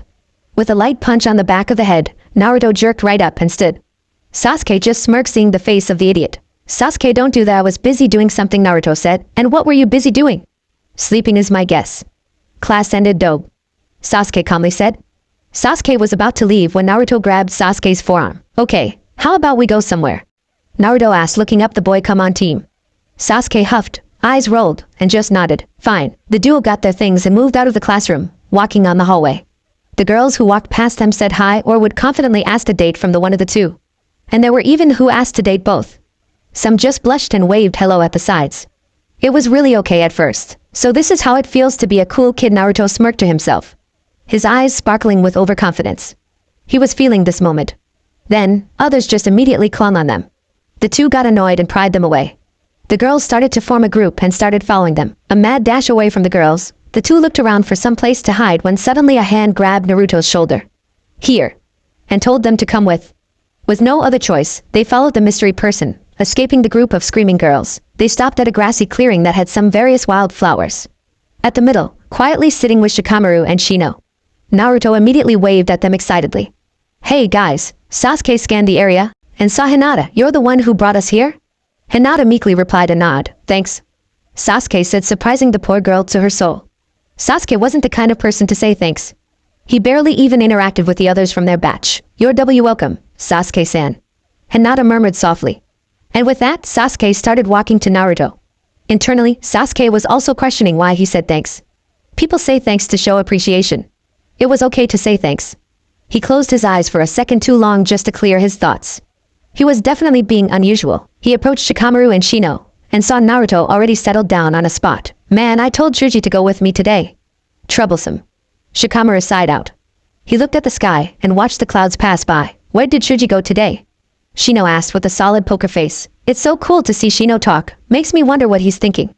I wonder how he looks like when he needs to express emotion. "Naruto, don't be so rude. He said his father wanted him to go home earlier today. That they cook something special tonight." Shikamaru sighed out, just thinking of all the Akimichi clan dishes. "Hey Sasuke. Hinata-chan brought some cake. She baked it herself. Wanna eat?" Naruto asked. Hinata was taken back. Her face glowed red. "Dobe, stop being annoying," Sasuke said, as he saw Hinata's reaction. She was definitely uncomfortable with this. Naruto flinched at the remark, his brow raised. "No, it's okay Sasuke-san." Hinata stuttered out. "I baked to Essay's share," she said with a shy smile. Chuji totally missed this," Shikamaru said, looking at the cake. "But Hinata gets nervous when Chuji taste tests the pastries," Shino stated. Naruto looked at Shino funnily. "It's so cool to hear, Shino," Naruto said out loud.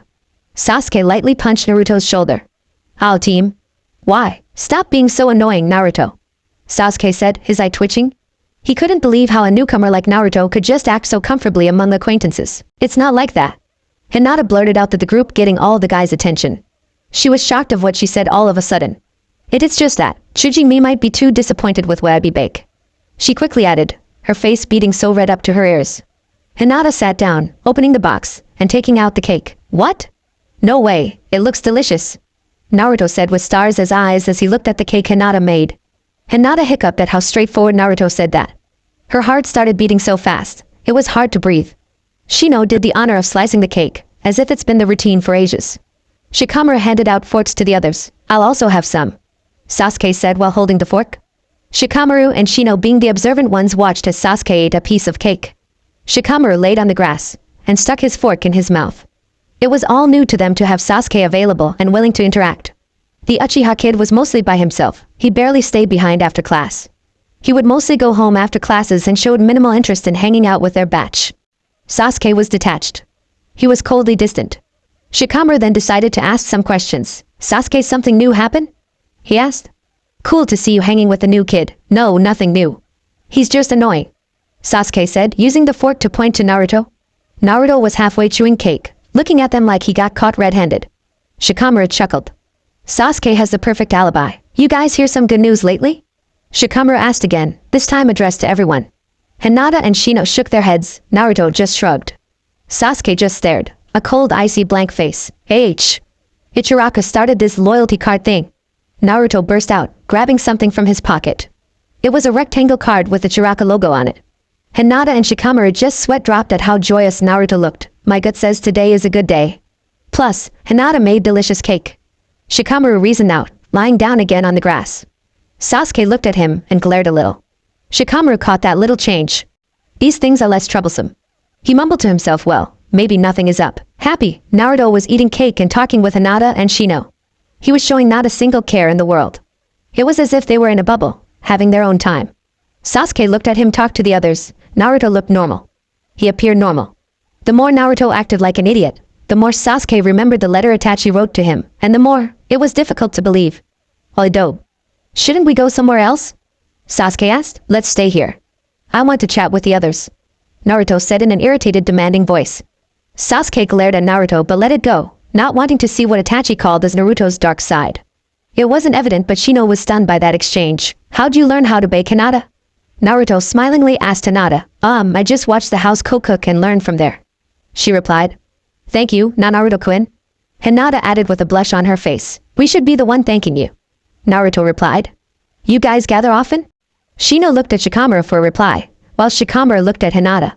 Hinata happily nodded yes, that's great. Hey Sasuke. You should hang out with people more often. Naruto deadpan stated. Shikamaru, Shino, and Hinata didn't even know how to react to that. Shikamaru just got a new problem. First, his problem was Sasuke. He seems to be acting strange and Shikamaru has no idea why.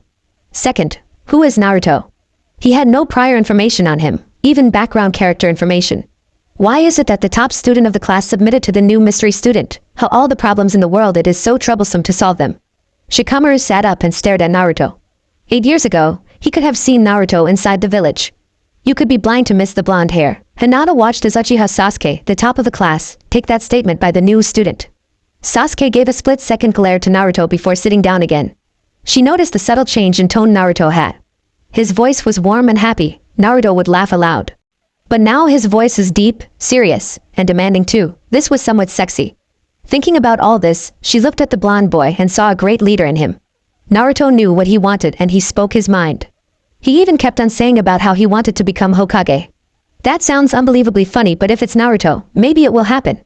She blushed upon thinking this. Hinata wanted to believe more in Naruto. She was already attracted to the boy even though he was still a mystery. With a tight poker face, Shino just continued to observe. Sasuke was known as a prodigy, rookie of the year, and mostly as the last Uchiha. Now Shino watched that boy submit to the orders of an equal. His bugs noticed a quick flare of fear in Sasuke. This Naruto person is most intriguing. So Naruto, what have you been doing while you weren't here in the village? Seeing the puzzled look of Naruto, Shikamaru chuckled. I want to know what it's like to be out there. He sighed. You must be free just like the clouds. Well, not that free, but you're not like being in a village all the time too. While I was away from the village I traveled with my older brothers. They taught me a lot of cool stuff. Naruto said with a far-out look. Kind of like a long field trip, before letting me settle back here again. Ramen here in Konoha is still the best. He grinned. If you were taught, why didn't you just join for the exams? Classes are a bother. Shikamaru asked. Naruto laughed at Shikamaru's remark. That's true, but I just wanted to know who the ones in my batch were. Naruto said I don't know a lot of people who are around my age. I don't know a lot of people in Konoha. All those years of traveling has its drawbacks too. We could have all been good friends from the start of academy days, right? Also, Gigi wanted me to do a couple of things. Hinata's eyes softened at Naruto's remark. It sounded sad. Sasuke just faced the other way. Naruto, how many jutsus do you know anyways? Sasuke rushed to ask the blonde-haired boy. I know how to make bunshins. Naruto said, whittling his eyebrows at Sasuke funnily. Shikamaru laughed at the sarcastic remark. Naruto sat up and took the sword strapped from his back. I brought this with me today. I've been keeping it at home thinking I should keep things simple. Hi, it's great you know how to do kenjutsu, Naruto-kun. She blushed upon realizing she managed to say it out loud. Naruto smiled at her for the compliment. This is special. This sword is built from 2 fangs. For me it's as light as any sword could be, but for you it would be hard to hold for a couple of seconds. Naruto said as he motioned Sasuke to hold the sword. Sasuke took hold of the sword's hilt, and his whole body immediately felt heavy. His hands trembled as he struggled to hold the sword. The ground beneath his feet began to crack under the pressure. Breathing heavily, Sasuke let the sword slip from his hands. He felt lightheaded and nauseous. The ground shook at the point of impact. Dust covered the air. Shino's sunglasses was tilted. Shikamaru stood up in panic as the sword almost dropped near him. Hinata's knees buckled as she saw the impact. Naruto just sighed. Ah. He opened his mouth and stared at his sword. The impact was so heavy, the sword stuck out from the ground and made a small crater. This always happened from time to time. The first time it happened was when he first let Kisame take a look at his new sword. In excitement and sheer awe, Kisame grabbed the sword from his hand. The hilt of the sword was the only thing that could be seen.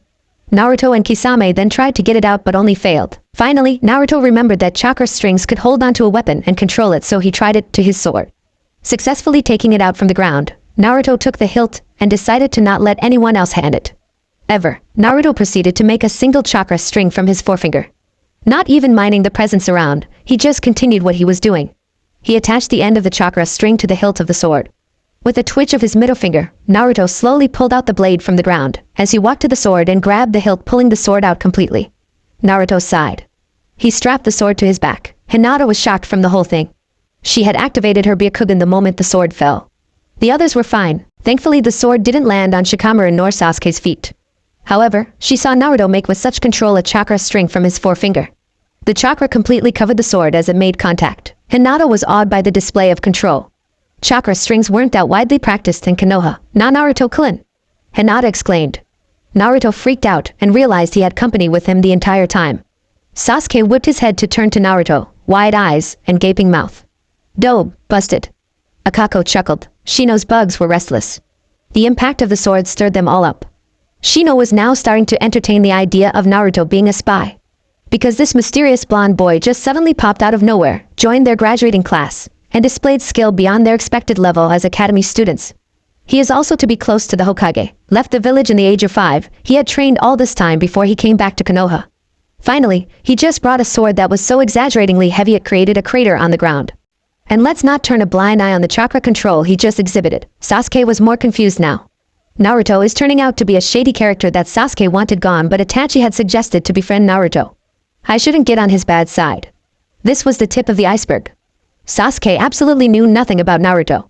Naruto hasn't even stayed that long in Konoha already. It's been a rough couple of days, and he knew Itachi. He was with Itachi this entire time. Sasuke's brows furrowed. Oh. That is your fault. Even by now you still don't use your brain before you do something. It's your problem. You solve it. You're so mean, Nei-chan. Naruto then decided to just blurt out whatever excuse he could come up with. Whoops. Naruto said. Right now he just wanted to flicker out and escape. I am so stupid. What was that? Sasuke took out a kunai, dropping to a fighting stance. Calm down, Sasuke. Shikamaru exclaimed. He didn't want things to get out of hand fast. That was something, it was definitely not nothing. Naruto said, rubbing the back of his head. Naruto, that sounded really dumb. We saw what you did, Naruto. We want an explanation. Shikamaru demandingly said, eyes glaring at Naruto. This is troublesome, Naruto-kun. Hinata managed to say, even though she was lightheaded. Gigi. Help me. Come on, I helped you this morning. Naruto shouted towards the sky. In the Hokage's room you are on your own, Naruto. You got into this mess. The Hokage said with a sigh as he peered closer to the crystal ball. Gigi. Naruto said, falling to his knees, crying anime tears. Okay, there's no escaping this. He said to himself, just tell the truth, Naruto. Shino said. Hinata nodded in agreement. I can't really tell you anything right now. I was sworn to secrecy by the Hokage. Okay? He made me promise. Naruto said as he sat cross-legs. I'm really sorry. I'm not trying to hide anything, but I can't tell anything to you guys as well. He said, bowing his head while apologizing. In return, how about I train with you guys sometimes? Naruto said, looking at the 4 of them. You guys don't have any regular training schedules. I can definitely do something about that. Shikamaru's posture eased up, and had his brows furrowed in confusion. Also, I miss training with Mayana Isans. Naruto added, you train us? We're the same age. Sasuke said, pissed off. You haven't told us a valid reason for that, Naruto. We're the same age, yes. I get your point. Naruto crossed his arms across his chest, and nodded. Same strength, experience, and knowledge, and I won't repeat this. I was trained to my limits starting the age of 5. I was trained by 6 persons that are almost Kage level and beyond. Being trained since that age, I surpassed them, Naruto said, getting angry, especially my brothers. Sasuke internally gawked at this statement, thinking Naruto actually defeated Itachi. Naruto paused for a whole minute. Oops, I gave away another clue. Stupid, I'm not going to comment anymore. This is all you, Naruto. So, who wants to join training? Naruto happily shouted as if he didn't say anything before. They face-planted. Cue a bird crowing a hoo. Naruto-kun, tell us the reason any next time, okay? When you can. Hinata said, easing up her posture too. See, since it's a promise with the Hokage, you know, I think you have a problem in the brain dobe. Sasuke whispered under his breath. Training is troublesome. But there's nothing to do than sleep and watch the clouds, so I'll just join. Shikamaru said, lying down again. Naruto just sweat dropped. This guy is as lazy as a rock, but he has minimal motivation. That's enough to work with. Also, I want to stick around and know what is up with you. He added, okay, fair point. Naruto said, acknowledging both Hinata and Shikamaru's intent. I will join. Shino said with a nod of his head. There are more things to learn. I'll take the first step. If it's okay with you. I'll join, Naruto-kun. Hinata whispered, looking down at the ground, hiding her upcoming blush. TCH, fine. Sasuke said, okay, let's start training tomorrow after class. We have a lot to do. How about let's start with a complete introduction of ourselves. Name, age, likes, dislikes, hobbies, training schedules, specialization. Naruto said, I'll go first. Next would be Gloomy Boy, Naruto Uzumaki. 13 years old. I have many likes, mostly ramen, and kicking some bad guy's ass. Dislikes, I have a list of those, but mostly pervert, baddies, and waiting. Hobbies, I have lots. Training schedule is complicated and specialization none. Naruto said, specialization none? Shikamaru asked with a raised eyebrow. Yes, none. I have no specialization. Naruto said, grinning back. Gloomy boy next. Uchiha Sasuke. 13 years old. Likes none, dislikes everything. Hobbies include training. Schedule none and specialization taijutsu. Uchihas are good with dealing with katan jutsu, and we also possess Sharingan. Sasuke said with a frown. Okay, lazy, you next. Naruto said, pointing to Shikamaru, who flinched at the accusation. Mendux na. Nara Shikamaru. 13 years old. I like sleeping and watching the clouds. I dislike troublesome things. Hobby sleeping, watching the clouds and playing Go. Schedule 1 train with my dad every time he wants to train. Specialization don't know, maybe genjutsu or ninjutsu. The Nara clan specializes in shadow techniques, he said with a sigh. Hyuga, you are next. Then after will be Yoshino, Hyuga H. Hinata. I am currently 12. I like flowers and making new kinds of ornaments. I dislike people who look down on others and people who think others just pull them down. I dislike people who make others sad or cry. Especially, people who force others to do what they don't like to do. My hobby is pressing flowers. Specialization is taijutsu. Jujutsu is byakugan. Schedule is every morning I spar with my cousin. The girl said in a low voice. Aburame Shino, I like my bugs. He only said, looking at his hand. I want to be useful. So, main thing is you guys don't have enough training. And clearly, you still don't have specializations. That's okay. We're still genins, we're supposed to learn more on the field now while not forgetting to have a lot to work on. Naruto turning his back from them. My dream is to become the greatest Hokage of this village. He said facing them, his smile in a slick smile, full of confidence and enthusiasm. And I never go back on my promises. That is my ninja way. Chuckling, Sasuke stood up and said, my dream is to revive the Uchiha clan and the military police. Shino turned to face all of them and said, my dream is to become a great clan head of the Aburame. Shikamaru chuckled. My dream is to become a medic and to change what the Hyugas are today. She said this time with confidence, her eyes looking sharp. My dream is to live a simple life. He sighed out. Naruto's brows furrowed as Shikamaru. Fine. Troublesome, but to be the head of intelligence and defense in Konoha. Shikamaru said in a surprisingly not lazy tone. It's going to take a lot of work though. He added, somewhat dismayed by the amount of underlying work it entailed. Hinata couldn't help but giggle at the remark. Our bonds with one another makes us stronger. Our dreams make us strive more. Naruto said, love keeps us sane and hope makes us rise from ground. Hinata said, courage helps us face obstacles in the way. Sasuke said, knowledge helps us decide what is right and wrong. Shikamaru said, calmness helps us think straight. Shino said, you guys are so cool. Naruto said with stars in his eyes, we're all going to strive harder. Konoha isn't prepared for what's coming. Naruto snickered out. Shikamaru already looked tired. What did I get myself into? He thought to himself. Troublesome, let's do it. He said out loud, looked at Naruto and gave a single confident nod. Hinata looked at the two boys, exchanged an invisible pact. Things were going to be different from then on. All of them stood there facing one another. Starting from now on, they would be true to themselves and their dreams. Early in the morning, the academy was expecting the same thing to happen. Students come in and the class becomes noisier. Sakura and Ino raced inside the classroom and then fight over something. But today was different. Today the entire academy was shocked to its core. Today is the day that everything was quiet. Q Blackbird HOHO. Shikamaru, who always says that taking tests or answering questions are troublesome to do, now shows excitement in learning. He answers the tests that are given to him by Irika. Hinata, known to be the very shy, now spoke up. The stuttering stopper and her annoying jacket was nowhere to be seen. Seeing her wear a fitting purple shirt made the boys blush. The girls started to get annoyed at the new Hinata. Shino, the stoic and quiet one, now talks with his seatmate, who is utterly shocked but happy. He talks a lot more and now and then gives a small laugh that makes everyone except Naruto, Sasuke, Hinata and Shikamaru scared. Believe it or not, Irika now has a phobia because of him. Naruto, the newest student who is completely unknown and is expected to be great and very advanced, now acted like a brainless idiot. He shouted a lot more. Picked fights with Kiba or Sasuke now and then. When asked to answer something, all he does is smile, and then he laughs at the question, saying that this is so stupid. Finally he sits down and sleeps.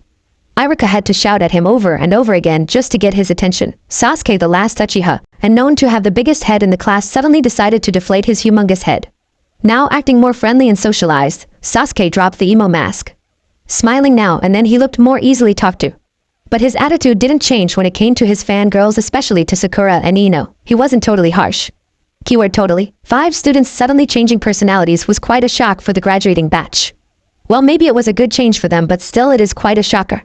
Purpurika, lunch break. Sasuke, Naruto and Hinata was sitting and talking about the upcoming training when suddenly Sakura came in and intruded. Sasuke-kun, will you go out with me? Sakura said while battling her eyelashes like crazy. Does your eye hurt? Don't you have memory space in your brain? I just said my answer to you this morning. I said no. Can't you understand a simple no? Sasuke said, then turned around to face Naruto and Hinata. Hey guys, how about we grab something to eat? Sasuke said, his eyes showing. Yes sure, how about you, Hinata-chan? Naruto said while trying to compress a laugh. Well, since we are going to grab something to eat, why not invite Shikamaru and Shino-san to come with us? Sasuke nodded. Sakura was now growling with anger. It would be fun to hang with you guys, Shikamaru said while Shino nodded. Well, let's go, Naruto said as the three of them stood up and left while Shino and Shikamaru followed behind. Why is that Hinata surrounded by boys? I know she has a nice body, but she isn't that beautiful. Someday I'll be the one with those boys, Sakura thought as she growled even louder, scaring off some of her classmates. The group was laughing so hard that people around them looked at them like they were crazy. Naruto, trying to imitate Sakura's voice, said to Sasuke, Sasuke-kun, will you go out with me? Naruto said while imitating Sakura's battling eyelashes. Sasuke was red with embarrassment. Shut up, Naruto. Sasuke said angrily as he tried to fight the blush. The group laughed louder and harder. Heck, Shino laughed like crazy. Haha. You should have seen your face, ha ha ha. Hinata said while laughing. Ha ha ha. Naruto tried to stop laughing. All the laughing we did made me hungry. I'm coming ramen. Naruto said. The others' sweat dropped as they watched Naruto run at full speed to Ichiraku's. Tuchijiji. Naruto said as he took a seat with a wide grin. Well, aren't you pumped up so much, Naruto? Tuchi said with a hearty laugh. One miso for me, Gigi-san. Naruto grinned. Tuchi giving a thumbs up. Naruto, you dope. Sasuke said as he came in the stall breathing deeply. Sasuke? You run too slow. Naruto said. You're the one who runs so fast. Sasuke shouted, standing up. Well, I guess I need to improve your guys' speed. Naruto smiled. Hi, Sasuke said as he sat down and banged his head to the table. Naruto laughed at him. Nah, Naren, Naruto. Hinata whispered as she came in the stall just like Sasuke. After a while, Shino and Shikamaru came in with no trace of sweat. The two just walked going to Ichiraku's. Shikamaru thought it would be troublesome to run and catch up. You guys are too slow. Naruto said as he finished his second bowl of ramen. One special ramen, Gigi. Naruto shouted excitedly. Sasuke's and Hinata's eyes was as huge as dinner plates. Watching Naruto eat made them sick. They didn't have the energy to yell at him anymore. Naruto, you dope, Sasuke said while Naruto smiled innocently. The group ate slowly except for Naruto. They constantly shouted at Naruto, telling him to slow down or else. Naruto, who didn't like the or else part, just followed their orders. That was some good ramen, Shino said as he stood up. Class starts in 20 minutes. We have to go now or we'll be late. Shikamaru said as he put his pay on the table. So did Shino and Sasuke. Naruto-kun, let's go. Hinata said as she followed the others. You go first. I'll catch up, Naruto said as he tried to find his money. Where did I put it? In your back pocket, Naruto, Akako said, putting his money on the table and shouting goodbye to Tuchi-san. Naruto walked out of the stall. A windmill shuriken flew by. Naruto immediately puffed on his blue coat. An attacker. Naruto thought. Growling inside. Naruto, stay calm. Akako reminded him. Now wearing his famous blue coat, Naruto's face was clearly hidden. Facing the direction where the windmill shuriken came from, Naruto saw an Anbu. Wearing a half-tiger mask, the attacker was standing on a pole. Jumping down and running at full speed at Naruto, he pulled out a dagger. Naruto, who saw it was poisonous, took out some of his senbon. Releasing the senbons at the Anbu, Naruto quickly formed chakra strings. Shocked to see a technique like that, the Anbu couldn't quickly react until the last second. 2 hits, one on the right shoulder and the other one on the left arm. With one twitch of the middle finger, the 2 senbons spun as if drilling into the shoulder and arm. The pain the Anbu felt left the ninja in a moment of weakness. One step of Naruto's left foot, the ground broke and shattered. A crack was now done. Such amazing abilities, the Anbu thought. Taijutsu is my only hope. If I use ninjutsu, I will attract more people. Naruto said as he looked left and right. A group of people had started gathering. This is not good. Genjutsu might work, but it would be hard for me to do. Use your sword, Naruto, Akako suggested. That would be too much. I'll just knock this guy out and disappear like the wind. Naruto, seeing the Anbu stand up and pull out another windmill shuriken, ran full speed. He kicked the Anbu on the lower abdomen. The windmill shuriken was released from the grasp of the Anbu. With a chakra-powered punch, Naruto punched him on the chest, making it hard to breathe. The Anbu fell to the floor. Naruto disappeared in thin air with no traces. The group was walking slowly to the academy when the ground shook. The group immediately stopped. Guys, don't you think Naruto ran into some trouble? He should be here right now, Hinata said in a worried tone. Maybe you are correct, Hinata-san, Shino said while raising an eyebrow. Let's go back and get him. He probably left his wallet or money in his house. Typical dobe, Sasuke said, turning around and going back to the direction they just walked. I see people gathering over there. Hinata shouted, Byakugan eyes revealed. She was clearly worried. The group ran and spotted a crowd of people gathering. Shikamaru, looking around trying to find Naruto, found him in an alley. "Naruto, why are you here?" Shikamaru asked with a curious eyebrow raised. "Ugh, I wanted to avoid the crowd that was gathering." Naruto replied. This made Shikamaru even more curious. Sasuke, who was also curious, asked the people who was gathered in the area, "Hey, what happened here?" Sasuke asked a man who was standing there in the crowd. An Umbu and a man fought. The people who got here earlier said that the famous blue ghost was the one that Umbu fought with. The man whispered to Sasuke. Why did they say that the man was the blue ghost? He tried to get more info. The man was seen wearing a blue coat with black linings just like what the blue ghost wears. The man even escaped from the fight by disappearing like the wind. Is the Umbu alive?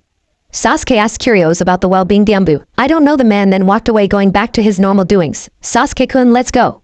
Hinata shouted while waving her hands in the air. With a grunt, Shikamaru left, not very pleased with the little information he got. Walking towards the group, Shikamaru tried to piece together all the information he got. An Umbu and a man fought. The attacker known as the Blue Ghost. That earthquake was made by the Blue Ghost. Why would the Blue Ghost be inside Konoha? How could have he gotten in? If the Umbu fought the Blue Ghost, why wasn't there any backup? How could have the Hokage not know this? And to top all of this, when this fight happened, where did Naruto go? Why did he end up in the alleyway? Ugh. This is getting more troublesome than he expected. Walking with the others, the group was silent. Questions was running through their minds. Shikamaru was trying to solve this big problem. Sasuke tried to listen to more gossip murmuring from the villagers. Shino gathered his bugs for information. Hinata, who kept thinking where Naruto went this whole time. Naruto, who was as nervous as hell, tried to keep it cool. Time skip. After dismissal. Meeting place. The blue ghost. Hinata whispered to herself, how could he have gotten in? She added, as class criminal. Leader of the group known as Azure, Shino said out loud, a very deadly person. Naruto, who was listening, became nervous. Breathing heavily, Naruto thought of an activity. Tree climbing. Light bulb. Well guys, to start your training, let's start with your chakra control. Naruto grinned. I'm sure Hinata-chan has great chakra control, Naruto said. Hinata blushing at the compliment. That's why I need the rest of you to catch up and level up to Hinata-chan's level. Chakra control is very important. The better control you have, the better you can perform and execute jutsus. It will also help minimize the chakra you waste. We will start with tree climbing. Naruto grinned. Tree climbing? Sasuke said with a raised eyebrow. Naruto proceeded to the nearest tree and walked up with no sweat. This is what you are gonna do today. Tree climbing is done by releasing chakra to the bottom of your feet. The tricky part of this is when you can't control the amount you release. If you release a small amount, you will slip. If you release too much, the tree will crack, or worse, it may explode. Naruto explained as he walked to the nearest branch and stood upside down. To control the amount of chakra released on the foot is hard, Hinata said as she looked at Naruto. Byakugan turned on. What Hinata said is true.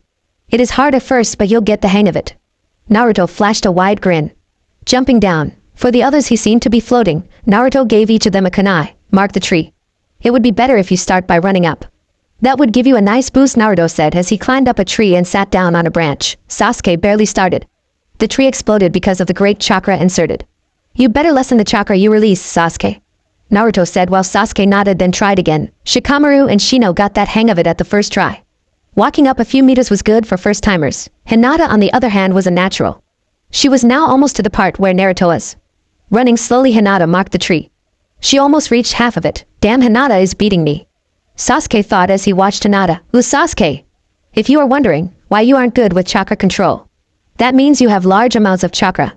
You could ask some help from Hinata, Naruto said laughing. Hinata here just has fair amount of chakra, which makes it easier for her to control. Sasuke said as he walked to Hinata. Sasuke-san, do you need any help? Hinata asked. Sasuke nodded, a small blush appearing on his cheeks. Okay. Go run up that tree, then I'll view the amount of chakra you are releasing with my Byakugan, Hinata said. Sasuke followed and ran up a tree. He ran about 2 meters when the tree exploded. I see your problem now, Sasuke-san, Hinata said. You released too much chakra. You should relax your tense muscles. Be calm. Hinata said as she motioned him to run back again. The next try Sasuke made was quite an improvement. He reached up to 1/4 of the tree running up.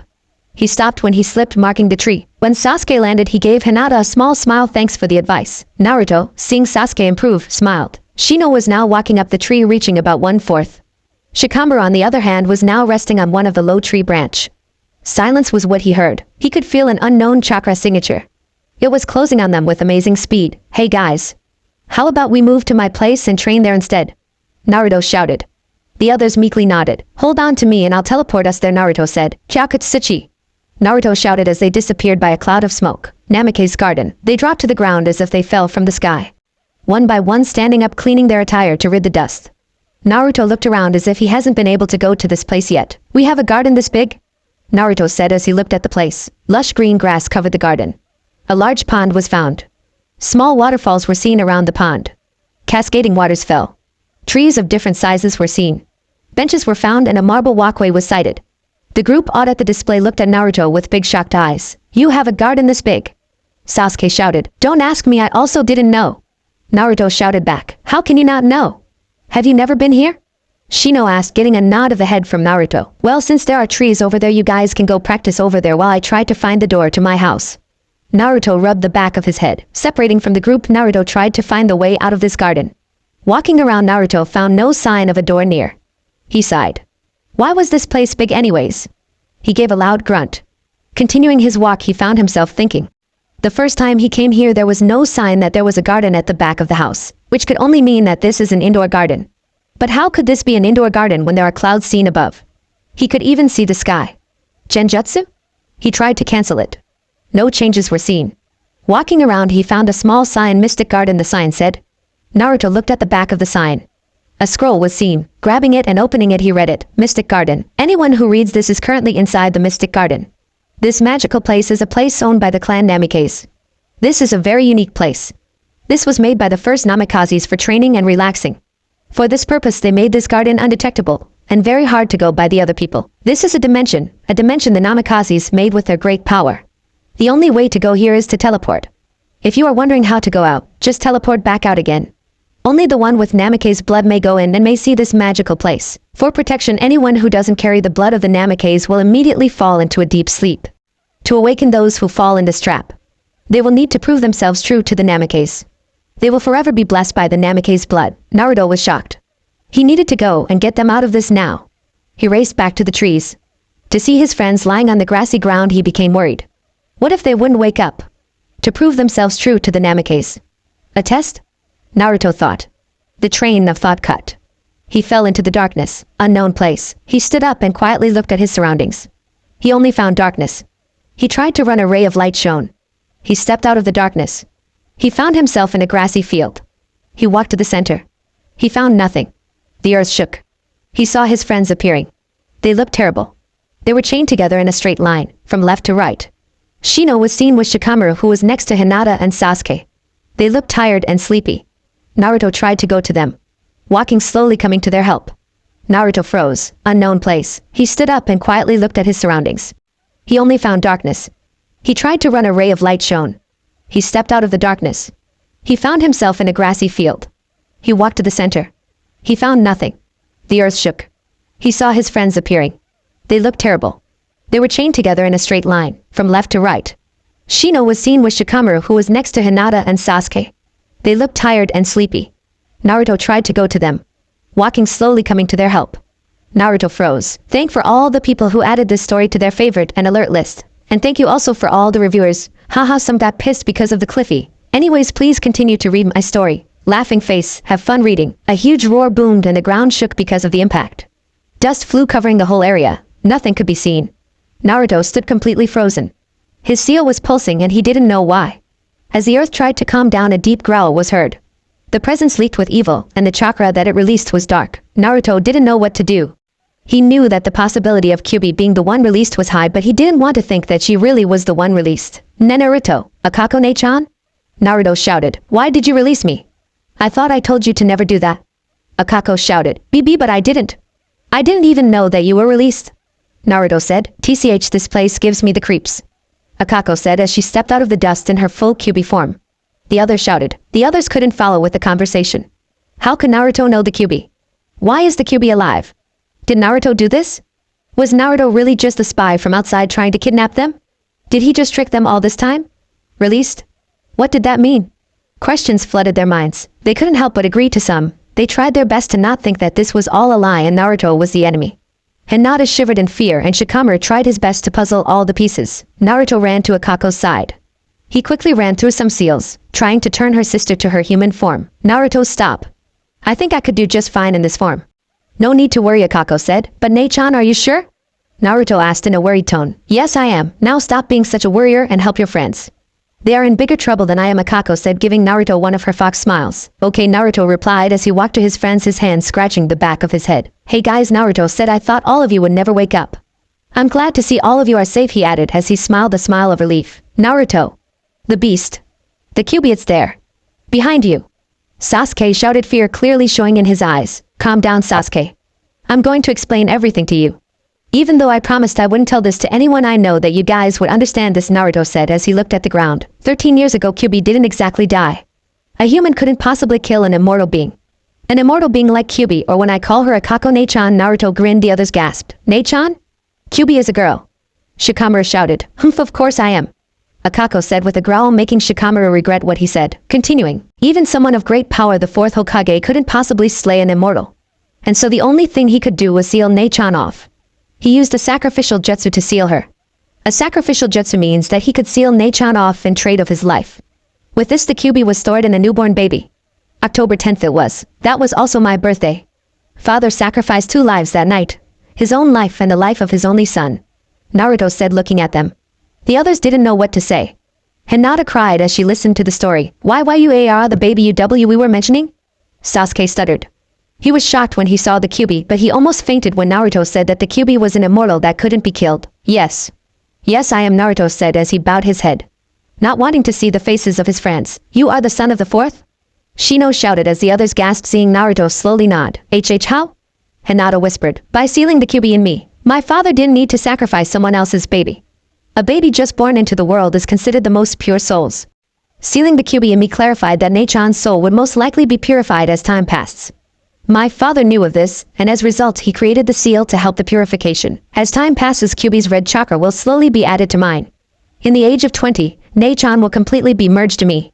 Naruto explained her lifespan. Knowledge and power will be added to mine, he added, and ended with a sigh. Naruto, when you say it like that, you make it sound like as if being the next Kyuubi is hell, Akako said with a smirk. The others gasped. You are the next Kyuubi? Shino shouted at Naruto. Beasts like Kyuubi are immortal, but they still need heirs to replace them. Naruto stated. So to sum it up, Naruto here is the 4th's son, and he is the Jinchuriki of the Kyuubi. And he is also the heir to the Kyuubi throne. Well, that seems to fit the puzzle. Shikamaru said he lived here in Konoha when he was 5. Treated badly by the townsfolk, he ran away and lived outside till he was old enough to come back and join the ninja ranks. The Hokage, obviously knowing the truth, agreed to that condition. Shikamaru let out a sigh of relief. And here I thought your secret was more bigger, he added. I had a suspicion that you were the blue ghost. Shikamaru let a small laugh. You went through that alleyway to avoid the people, didn't you? So that they won't know you're back? He smiled. Well, now that was a nice mystery solved, Shikamaru said. I guess I agree with Shikamaru-san, Shino said as he laughed. I thought you were a spy from outside, he added, but I guess everything you think is not true. I'm glad you still came back to Konoha, Naruto-kun. Even though the villagers hated you, you still wanted to come back. Hinata smiled. Why, you guys, aren't you scared? Or angry at me? Naruto asked, stuttering the whole way. Clearly they are, Naruto. I was the one who did all the nasty stuff. You are just my holder. You didn't do anything and you weren't involved in the killing, Akako said. Now that the explaining is done, Naruto, you could turn me into human now. Akako grinned. Sure, Ne-chan. Naruto quickly made the seals. Kaka Tamashii. Kai. Naruto said. Minutes later, a beautiful lady stood in the place where the gigantic Kyuubi stood. Kyuubi? The four said in unison. You could stop the whole shock thing. My name is Akako the Kyuubi. Nice to meet you all. Now I see why my Ototo likes this group so much, she said with a smile, making them blush. A light appeared and the chain broke away. On the right arm of the four, a seal appeared. A small swirl was seen. The sun shone into place and the ground shook. Four had passed the test, quite a rarity indeed. You have proven yourself trustworthy and loyal to the Namakes and Uzumaki. And all of you shall be granted power to explore the secrets of these clans. If they shall break the trust of thy clan, they shall face the consequences. A voice seemed to boom all over the place. More secrets will be soon unlocked. Know each other well. Trust and put faith in each other. Until the time comes, we await your next return. Hinata quickly hugged Naruto as she was freed. Naruto, who didn't know what to do, returned the hug. The other three smirked while Akako laughed a hearty laugh. Hearing so, they quickly separated, both blushing tomatoes. Wow, Naruto, I knew you were quick, but I didn't think it would be this quick, Akako said with a laugh at the end. Oh, shut up, Naruto whispered, facing the other way. Well, looks like the training didn't work out as planned, Shikamaru said. Yes, it looks like it didn't, Shino agreed with a nod of the head. We still have tomorrow, you know, Sasuke said as he disagreed. Yeah, we know. How troublesome, Shikamaru said with a sigh. TCH. Lazy boys. You three should learn how to train more. Even though you are still in the academy, you should try to make most of your time, Akako said while the three boys nodded their heads vigorously, making Hinata laugh. Let's make up for the lost time tomorrow, Naruto announced. And Sasuke, I got something to give you. Make sure you don't lose these, Naruto said as he took the scrolls he got the other day and gave them to Sasuke. Those are jutsu scrolls. I'm sure you already know how to use fire jutsus. Give these back when you are done, then I'll give you a new set of jutsus to learn, Naruto grinned. Uchihas are naturals in using fire jutsus, but I also thought that there is a possibility that you may have an affinity for lightning too. Talking about affinities, tomorrow I'll test you for on which element is your affinity, Naruto added. But Naruto, make sure you train their chakra control first before you train them elemental jutsus, Akako reminded him. Yes, sure thing, Nae-chan, Naruto smiled. Do you always roam out free, Akako-san? Shikamaru asked. No. Most of the time I'm in my seal. Akako said with a grin. You created that seal, Naruto? The one that made Akako-san come out, Hinata asked. Yeah. One of my original seals, Naruto grinned, while the other's sweat dropped. When you act like that, it makes me think that you are just making this up, Sasuke whispered to himself. So the day ends here, people. I'll teleport us back out, then be sure to get a good night's sleep. Tomorrow we will seriously start training, Naruto announced. After teleporting back out of the garden, the group separated and went on each own ways. Days in the academy were starting to get out of hand more and more on each passing day. Mizuki started to get weirder and weirder as the final day came. He started on shouting random stuff, especially when he talked to Naruto, who was totally not listening. The other four worried for their friend. Something definitely didn't look and sound right. The group trained hard. Every afternoon they trained at Naruto's training grounds, not wanting anyone to get suspicious. Tree climbing proved to be a great challenge to Sasuke, Shikamaru, and Shino. They were able to master it in 3 days, yipping in total happiness as they overcame that challenge. Naruto, who was a slave driver, made them do it again and again. Up they walked, the tree down they walked again. An endless walk. Their chakra control was better than before, and this also made their chakra reserves bigger. Hinata, on the other hand, started on her water walking exercise, proving to be a natural at chakra control. Her affinity was water, and that clearly helped out a lot when she first started on the exercise. She had to master it in a week. Seeing Naruto do it with perfect ease made her strive more. She wanted to be as good as Naruto when it came to chakra control. The day that Naruto introduced to Hinata water walking exercise. Since you already know tree climbing, I thought of something harder for you. Water walking is the exercise that would be right for you. Since you have the affinity for water, I thought that if you did this you could start on trying to learn how to do Suiton jutsus and such, Naruto said with a grin. This exercise is harder compared to the tree climbing. You need to constantly change the amount of chakra you release, Naruto added, as he showed Hinata how to do it. He walked in the water as if it were still the ground. He ran and skated on the water. And to make it all more intriguing, he laid down in the water. Hinata, who had her Byakugan on, was completely amazed by the control he had. Hinata! Naruto was there standing at the middle of the pond waving his hand and shouting her name. Hinata completely blushed. The day after the Mystic Garden trip, Naruto had tested their affinities. Shikamaru had an affinity for earth as the paper crumbled into dust. Shino also too had an affinity for earth. Doton jutsus then? Naruto asked to himself as the two boys looked at each other. This proves an advantage to both of you. For Shino, this could help him find more of his bugs. And for Shikamaru, this could be used to help him in his shadow techniques, Naruto said. Well then, of with the basics. Naruto grinned as the two sighed. Sasuke, who clearly had an affinity for fire, also had the affinity for lightning. The paper crumbled up then ignited. Naruto, who was watching, laughed out loud. Haha, lightning. This is so rich. Haha, Naruto laughed out loud. What's the problem, dope? Sasuke asked. He was starting to get pissed. Lightning is weak against wind. My affinity is wind, Naruto said with pure glee. And then? I'm still gonna beat you, dope. Sasuke shouted, sounding totally pissed. Just you wait till I get my Sharingan. He whispered to himself, wait. I still have my fire affinity. So that makes you weaker than me, Sasuke said with a smirk. And then I care? No, Naruto said with his tongue out. Well then start practicing, cause you are gonna need it. Naruto grinned as Sasuke face-palmed. Hinata had an affinity for water, which was uncommon for a Hyuga. Hyugas always had Doton for their affinities, which mixed well with their hard taijutsu style. Hinata, who didn't like the stiff and hard taijutsu of the Hyuga, liked her taijutsu to be graceful and soft. Often commented that she looked like she was dancing. I knew there was something unique about you, Hinata, Naruto said with a smile which made the young girl blush. Unlike most Hyugas, you have the affinity of water. He added, water? That's good. I don't really like Doton jutsus to AR stiff. Hinata said while poking her fingers together. Yeah, I know that. This fits well with your taijutsu. Your graceful moves flows well with the water. Naruto said. Hinata blushed like a tomato at the compliment. Well then, let's start with the basics. Naruto shouted excitedly. If you're wondering how Naruto managed to teach them all in one time, he used his famous Kage Bunshin no Jutsu. All 4 of them was taught by one Kage Bunshin, and also had a daily spar with 5 Bunshins. Naruto trained while the 4 of them was taught. He made his daily routine. 1,000 push-ups, sit-ups, curl-ups, and squats. While training, he increased his chakra weights found on his ankles and wrists. He made bombs and exploded them here and there, causing shock to the other four. They haven't really seen the mouth things yet, cause Naruto always put genjutsus over them. He also cleans his puppets while the four are busy and away, casting genjutsu around him so that no one would see his puppets. He silently makes changes on them and makes sure they are well oiled. Naruto didn't want to try practicing with his sword cause he was sure that it could cause tremendous damage to his practice grounds. Shikamaru and Shino learned defensive Doton jutsus. Naruto insisted that they needed to learn how to defend themselves first by using their affinities before knowing how to use them on offensive. The two of them had no choice but to follow his order. The Jutsu Earth Releaser style wall is one of the jutsu that Naruto taught. Despite the massive chakra needed to use this technique, Naruto was sure that it was safe for them to use. The two of them needed to double their practice on tree climbing, hearing from Naruto that they still needed to increase their chakra reserves. There was also two drank jutsus that Naruto taught them. Doton, Tamaturium Earth Release, Bullet Shower, one of the easiest but most offensive jutsu that Naruto taught them. By gathering chakra on their foot and releasing it to the ground, it creates a rock bullet shower to go from the ground and propel upwards with an amazing force. This has a radius of only 5 meters, which is quite short. The chakra needed is amazingly small, but given the radius of the jutsu it is to be expected. Naruto, who tried the technique, said that if more chakra was to be released, then expect a stronger and wider range of attack. Doton, Rock Satu Earth Release, Rock Punch, a harder technique which covers the fists of the user and hardens it.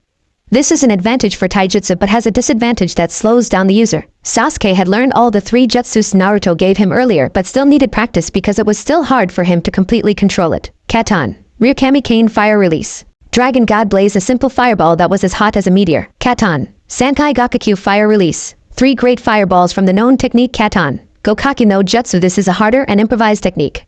From the original technique, only 1 big fireball can be released. By this improvised technique, 3 great fireballs could be released at the same time. Raiten Sonote Lightning Release, Electric Hand. This simple technique makes the user's touch shocking. This technique has the time span of 1 minute. In that matter of time, anything the user comes in contact with will be shocked or electrified. On with Hinata, she squeezed all of the teachings Naruto gave her. She practiced more than the boys. She was a natural at controlling water.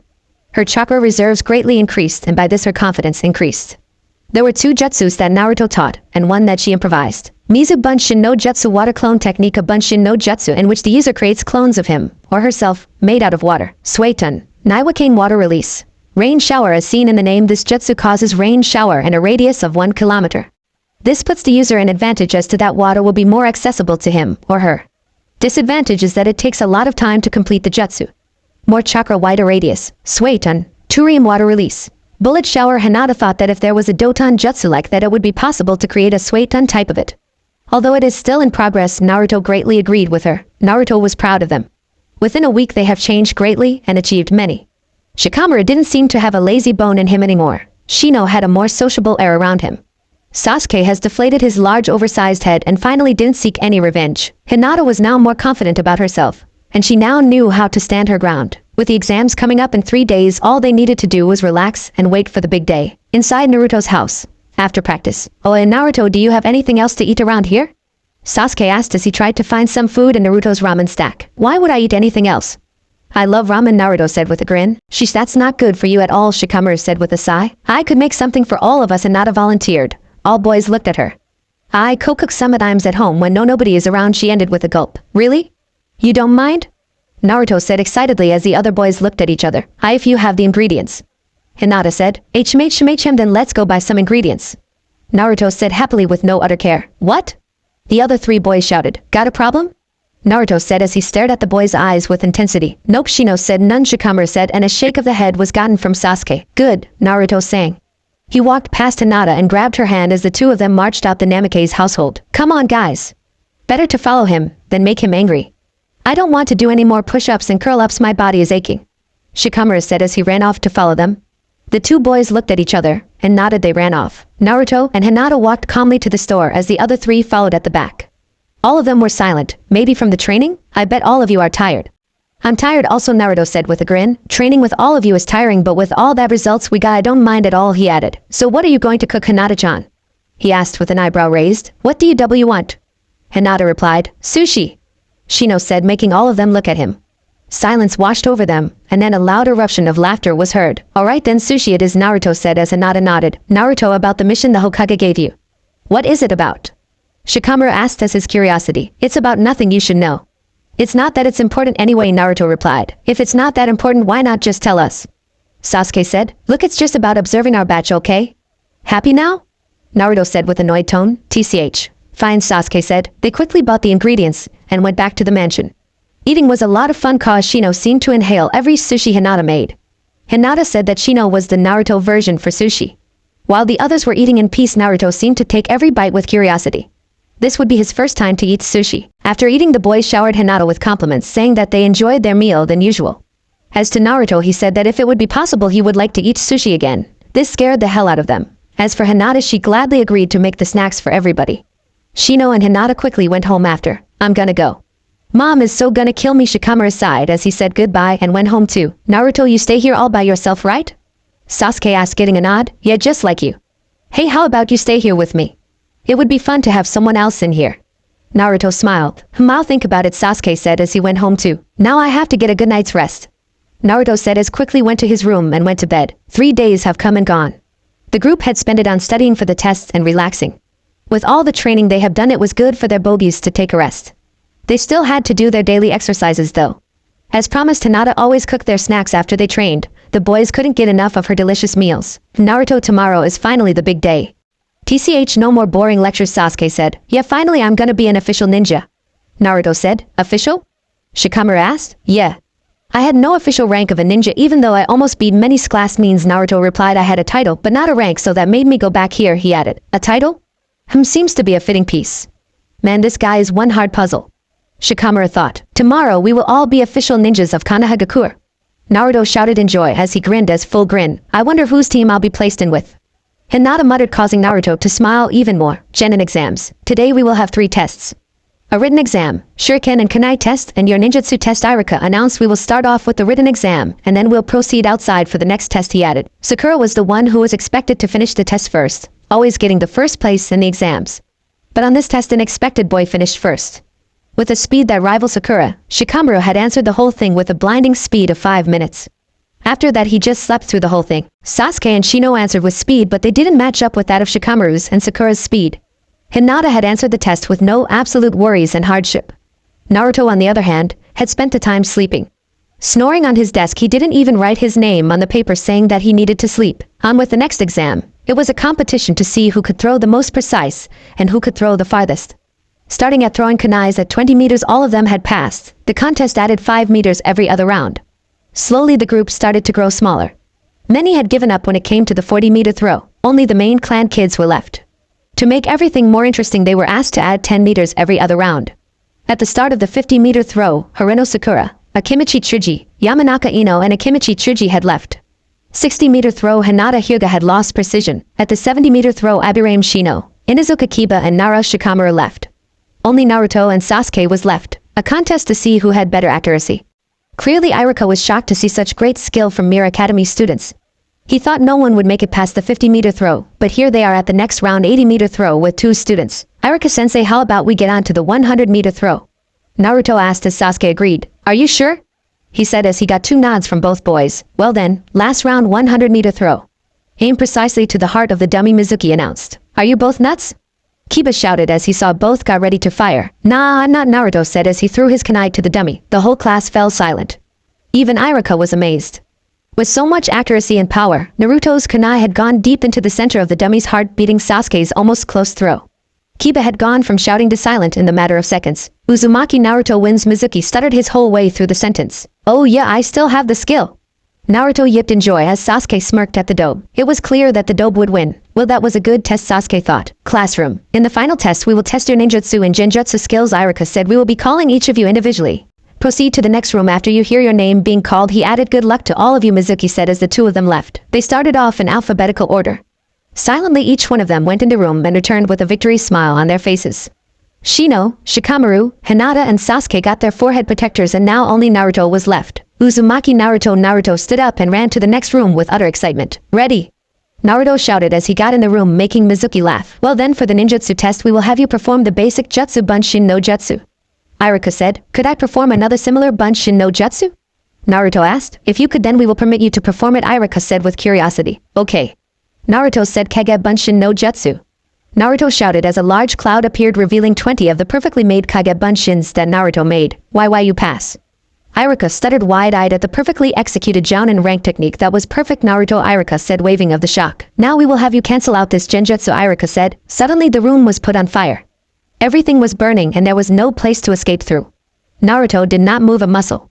He closed his eyes and focused on trying to send a chakra pulse through the area, canceling the technique. With a deep breath he sent through a chakra pulse all over the room. Iruka and Izuka was amazed at the pulse that Naruto sent. A very strong chakra pulse. It cancelled the whole jutsu in a second. Great job, Naruto. You passed all the tests and now please come over here and get your forehead protector. You are now an official ninja of Konohagakure, Iruka said with a large smile. TCH. The brat passed that one, and here I thought that genjutsu was already strong enough that an academy brat couldn't have the courage to cancel it. Now I have to make a new plan, Mizuki thought. We're finally genin. No more troublesome academy, Shikamaru said with a sigh. Hinata quickly put her Byakugan on to scare off Shikamaru. I thought you got rid of the troublesome word of yours, Hinata said with venom scaring the soul out of his body. Gomenasai, Hinata said. Shikamaru bowed while Hinata turned her Byakugan off. It seems that old habits are hard to suppress. Though with a bit of control it could be fully controlled, Shino said as he got a sigh from poor Shikamaru. Hey guys, wanna go with me and Shuji? We are going to eat yakiniku. Shikamaru said, I have something to talk to Gigi about. So see you later guys. Naruto shouted as he ran away. And no training today. He shouted last. What's with him? Sasuke asked as he joined the group. I don't know. Perhaps it has something to do with the mission of his? Shino said. Perhaps, Hinata whispered. Well, tomorrow we'll finally be placed in our teams. I hope we'll all be placed in one team. Sasuke said. A team consists of the genins and one jounin. So that means that we'll possibly separated, Shino said. With all this talking and standing I'm going hungry. Chuji complained. Yakiniku. Yakiniku. Yakiniku. He yipped in total excitedness while the others laughed. They then proceeded to the barbecue house, Hokage's tower. Have you made up your mind with the teams? Sarutobi asked, getting a nod from him. Are you sure about the teams that you put up? They seem fine, but I want to make sure that you and the others would be comfortable with one another. He explained. I know what you mean. Sasuke would really be pissed if he knew I was the one who arranged the teams. Naruto said as Sarutobi left a hearty laugh. Okay. Since this is over, I want to congratulate you, Naruto. Sarutobi smiled at the boy in front of him. Thanks, old man, he replied with his trademark foxy grin. I must be going on now. See you after the survival tests, Naruto said as he went away in thin air. I so have to learn that technique, Sarutobi whispered. Naruto was there in the Hokage mountain sitting on the fourth's head. He mumbled to himself, possibly talking to the late fourth. Seeing this perfect chance, the intruder threw 5 kunais at him. In the matter of seconds, Naruto had gone from sitting there to holding the 5 thrown kunais at hand. Naruto quickly ran toward mountain faces and leapt into the air. Airborne, he performed Kage Bunshins and made them fire kunais and shurikens at the unknown person. With having done that, the original Naruto escaped. A yell of frustration was heard. Seems like the assassination attempts still continue. Man, why are people so blind? TCH, someday everybody here will trust me. Just wait till I'm Hokage, then will I laugh at you people, Naruto thought as he floated gently on the air. Landing gracefully in front of the academy, he sat on the swing trying to catch his breath. He still was not perfect at trying to fly or at least stay in the air without crashing to the ground the next second. Mizuki suddenly got behind him. I know what you are. Monster, I know something that you could do to make everybody love you. Mizuki whispered to Naruto's ear. He was there crouched down near the swing whispering things to Naruto. What is this guy thinking? Might as well go with the flow. Let's see what this brainiac is up to. What could I do? Naruto asked in a low voice. There is nothing I could do to earn their trust, he added. You need to get the scroll inside the Hokage's mansion. Not just any scroll. I want you to get the scroll of seals.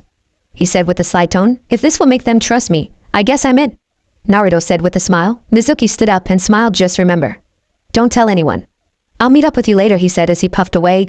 Looks like I'm gonna catch some action, Naruto shouted excitedly. He stood up and took off. Later at night. Man, I never thought that breaking in Gigi's house would be that easy, Naruto said out loud. In his hand was the scroll of seals. Well, I'm here and Mizuki is late. Might as well read this thing before I hand it back again, Naruto said with a sly foxy grin. It was full of kenjutsu, just like what Naruto expected. His eye was caught by a technique that he was familiar with. Dead demon consuming seal.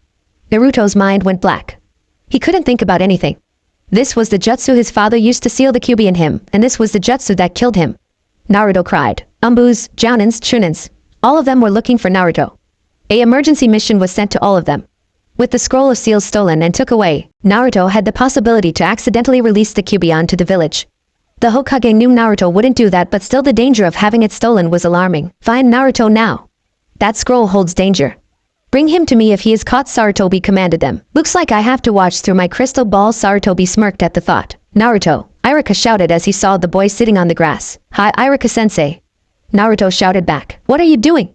Iruka said. Naruto stood up. I'm trying to catch Mizuki. How about you? Naruto asked innocently. What?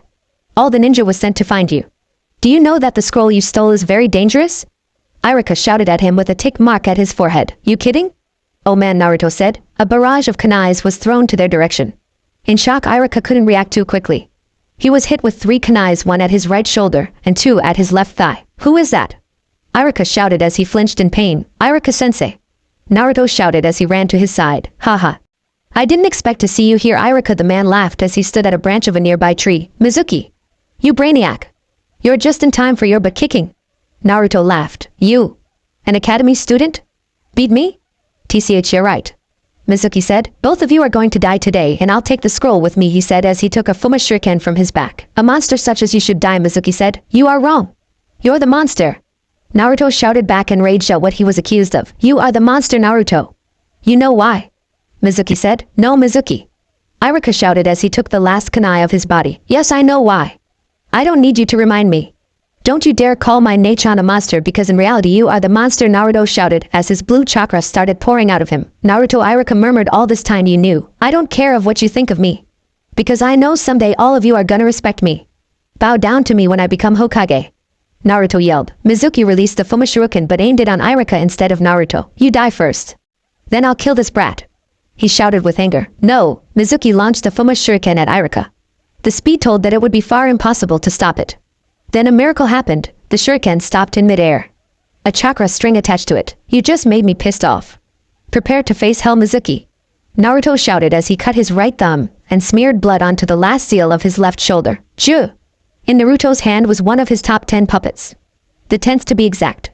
Naruto has always started from bottom to top, 10th to first. People like you, Mizuki, need to die. Naruto said as he readied Ju, the 10th of Naruto's strongest of shadows, was thinly and surprisingly white and not the usual tan. The only part big about Ju was that of his torso, which was used to trap the enemy knee or hold something inside its shell. He had short hair of black that was well trimmed and clean looking. Ju had no eyes and his nose and mouth was covered by a mask. In his palms were holes for senbons to be launched, and his feet had knives for nails. A rain of sebons was launched. Ju was the above Mizuki torso opened, revealing a hollow space with sharp blades protruding its walls. Mizuki ran afraid of the puppet that Naruto released. Ju landed on its arms and feet. Naruto twitched his finger. Ju ran after his opponent with his face mask uncovered, revealing his mouth open. Iruka-sensei. Get over here. Ju is about to launch the poison mist, Naruto shouted as Iruka ran to Naruto's side, covering his mouth. As said, Ju had breathed down hard and exhaled purple poison mist which covered a wide space. Mizuki was seen trying to escape the dangerous purple mist. Landing to the ground pale and heaving, he crawled slowly, hoping to escape. But with karma on his side, Naruto had spotted him. You are going to pay, Mizuki. Taju Kage Bunshin no Jutsu. Naruto shouted, his voice echoing. Iruka's eyes widened as he saw the whole place covered in Naruto clones. We are going to be you to the next century. The Naruto clones yelled and charged at the same time. A powerful scream of torture was heard throughout the whole Konoha. Minutes later the clones vanished and Ju was safely tucked away. Mizuki was found on the floor half dead. TCH serves you right, bastard, Naruto murmured. Naruto, that was amazing, Iruka said, congratulating the boy, getting a smile from him too. That was nothing, Iruka-sensei. That was a good practice. Naruto said, maybe he could surpass the Hokages after all. But to think that that was only mere practice to him amazes me. Naruto, you have come a long way. When you were gone, Iruka thought, looking at the blonde. How about we return to old man and give this scroll back to him? We could leave Mizuki here since the Andiyu has arrived, Naruto said as he picked up the scroll of seals and walked back to the Hokage's mansion. The Umbu in the area was amazed by the boy. Not only did he do a kenjutsu in no sweat, he also managed to sense the presence of the Umbu, just like sensei. One of the Andi thought, here's the scroll, Gigi. Sorry to have made you worry. Naruto said while scratching the back of his head. It's alright, Naruto. Seeing that you defeated Mizuki, I want to thank you for doing a job well done. The Hokage said with a smile. I knew that I could count on you.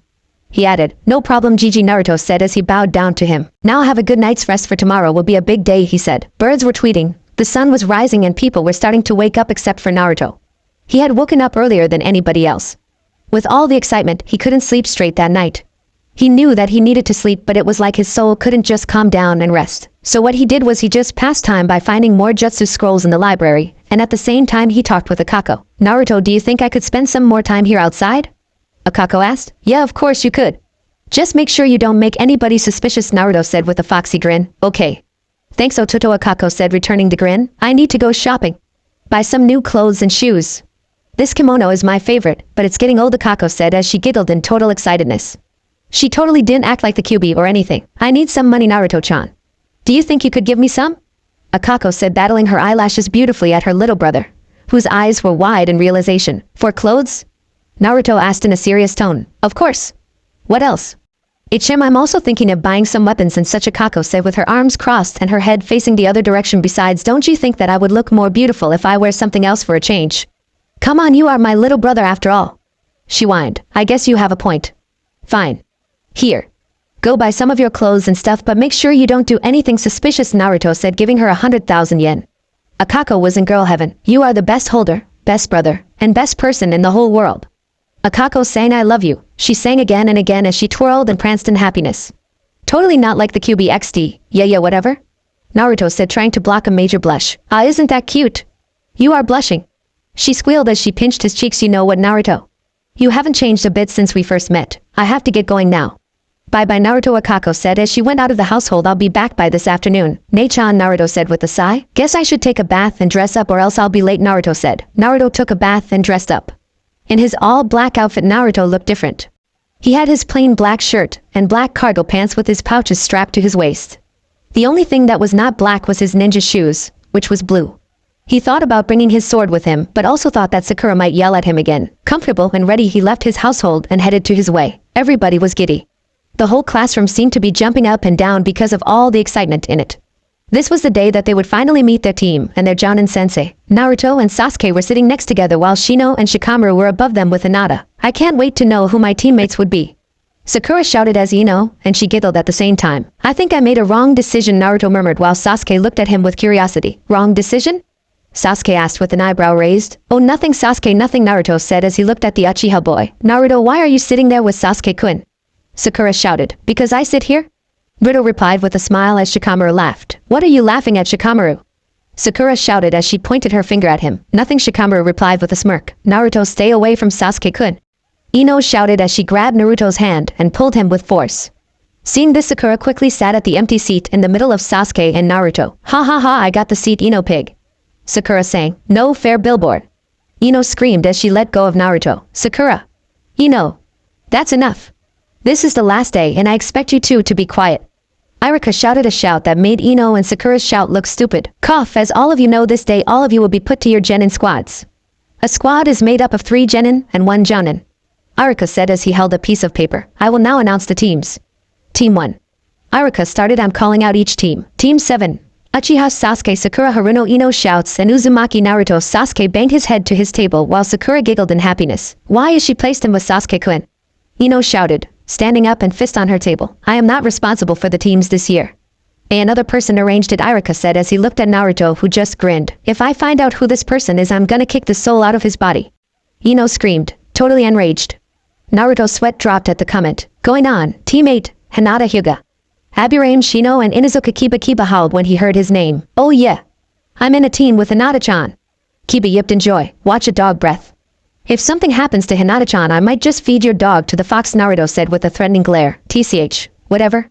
I know you don't have a pet fox. Kiba snorted. We'll just see. Naruto chuckled. There won't be a Team 9, so moving on. Team 10, Nara Shikamaru. Yamanaka Ino and Akamichi Chiji. Sakura laughed at Ino. I'll purr, Ino pig. Stuck with a lazy and fat guy, Sakura teased. Chuji glared at her darkly. I swear I am going to kill the person who arranged the team. Ino screamed. That's enough. Irika shouted to the top of his lungs. You'll be meeting your jounin leaders after this.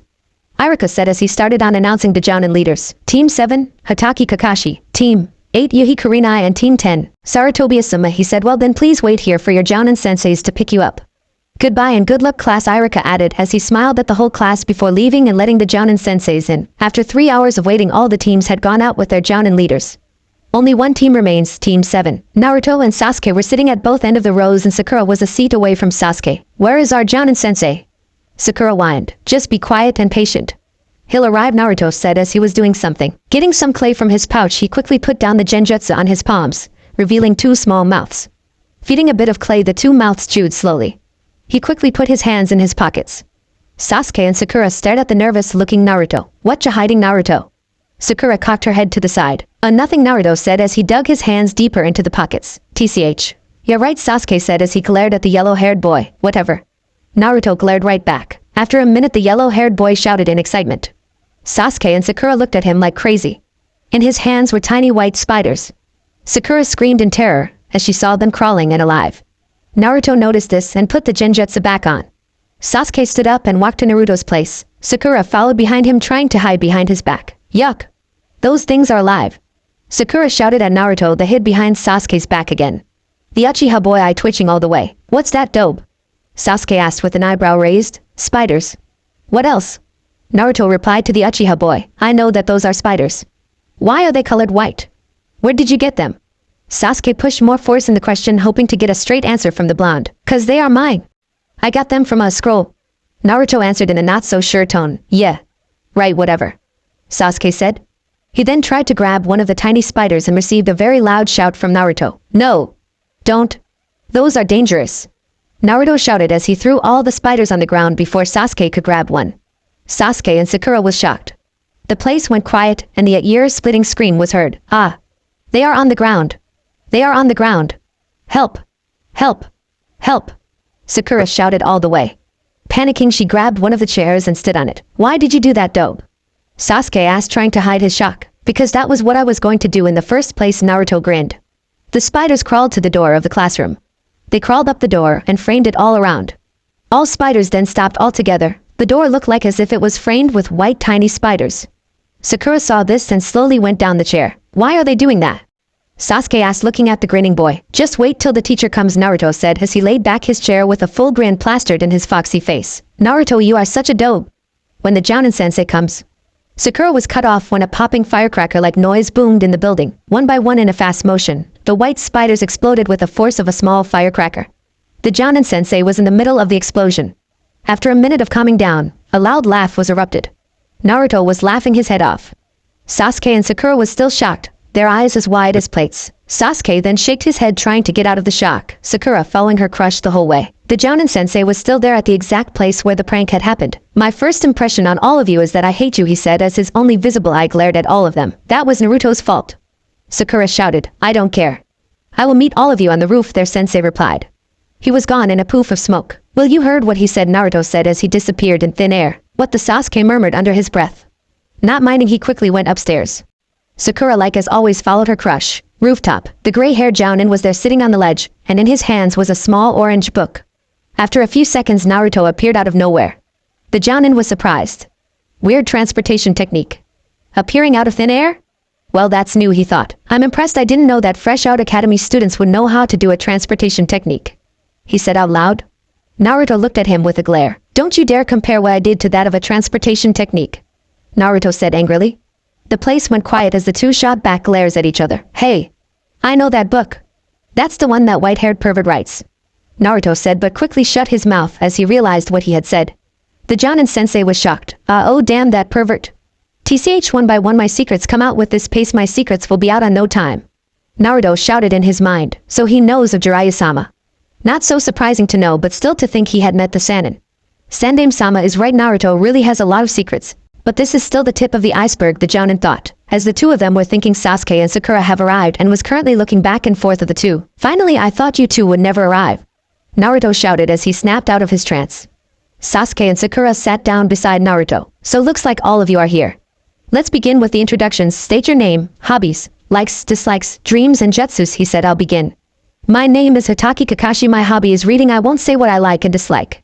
My dream is none of your business. The three genin sweat dropped at the introduction. Uchiha boy first, he said. I am Uchiha Sasuke. My hobby is training. I like to train. I dislike annoying fangirls and blonde freaks. I dream to revive the Uchiha clan and restart the military police, and I know how to use Katan. Hosenka no Jutsu in Katan. Gokaku no Jutsu, Sasuke said, finishing his introduction with a sigh. Looks like he grew faster than the other of his age, Kakashi thought. Blonde freak? Oh, he is so gonna get it later at training. Naruto thought as he glared at the Uchiha. He is so talented. Sakura thought while giggling inside. Blonde freak next, Kakashi said while Naruto grunted. My name is Namikaze Uzumaki Naruto. My hobbies are training and making up new jutsu or improvising my old ones.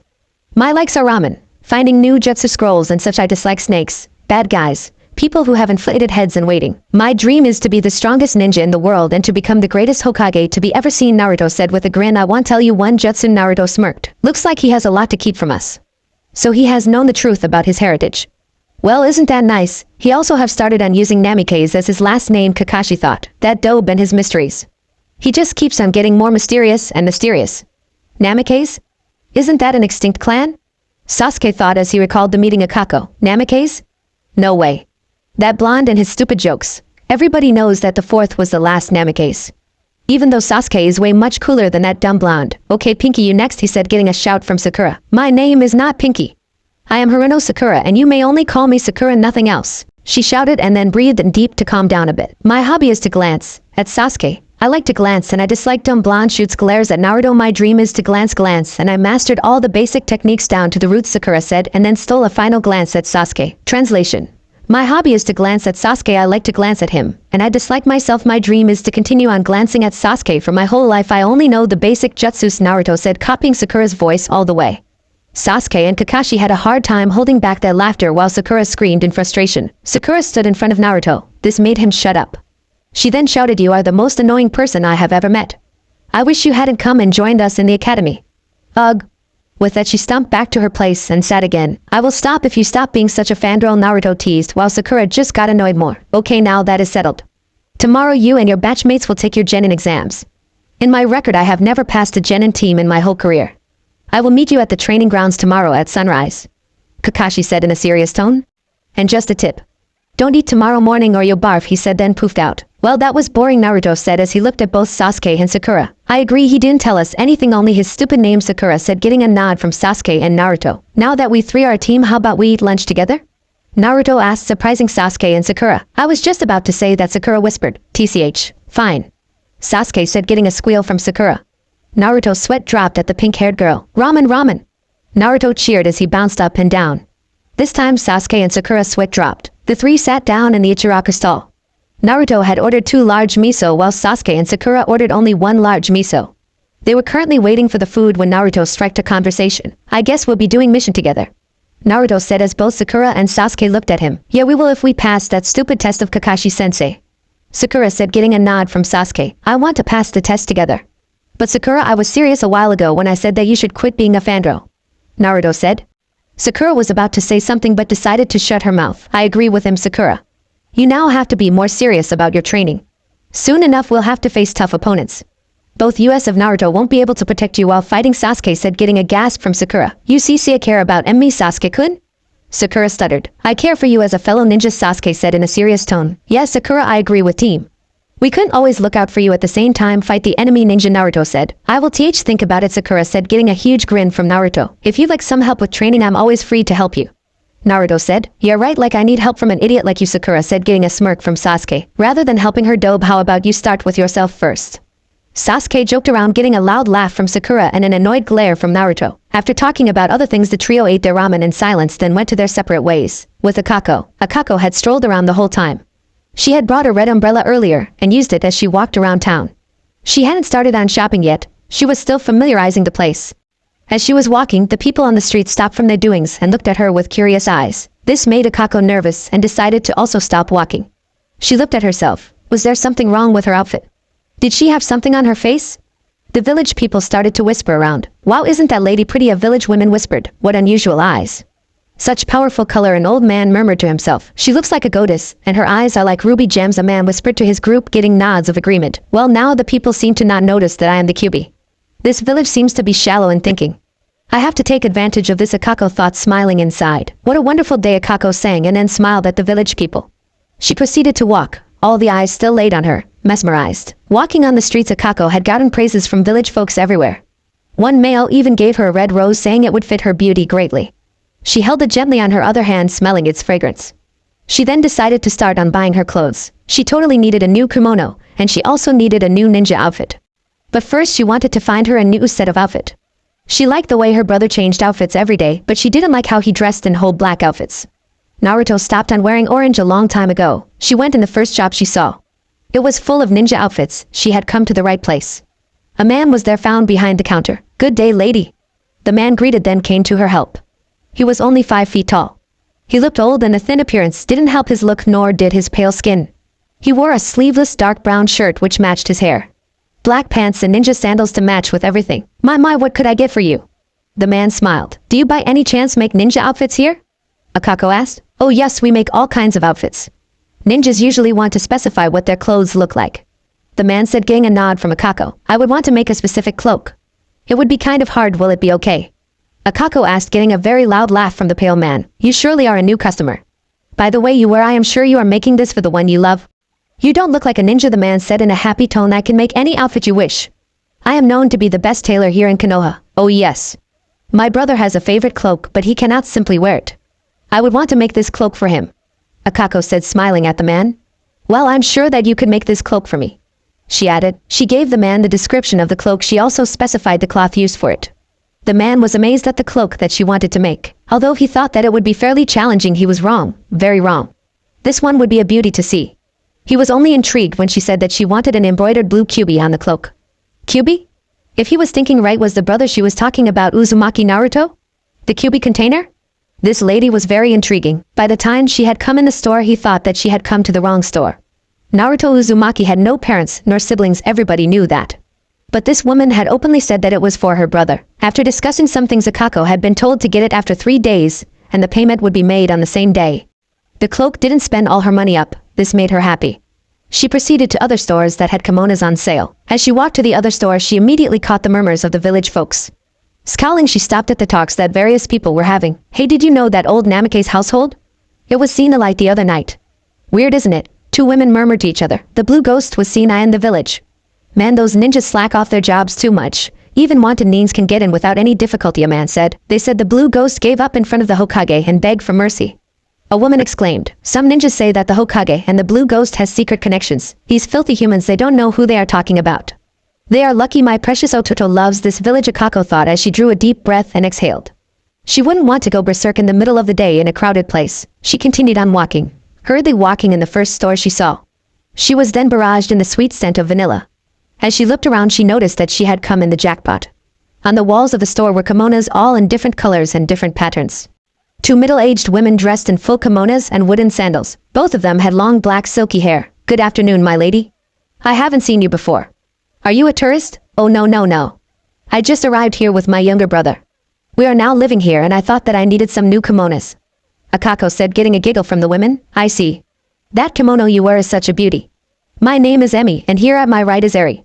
We are the owners of this shop. Emi said. Emi wore a pure white yukata that had a black obi to match with it. In front of Yin and Yang sign was seen. Eri wore the opposite color of her sister. A black yukata with a white obi to match, and also in front was the Yin and Yang sign. Oh, thank you very much. This old kimono of mine is my very favorite. My name is Akako, nice to meet you both. If you mind me asking, are you 2 twins? Akako said, getting a smile from both females. My Akako-san, you are such a keen observer.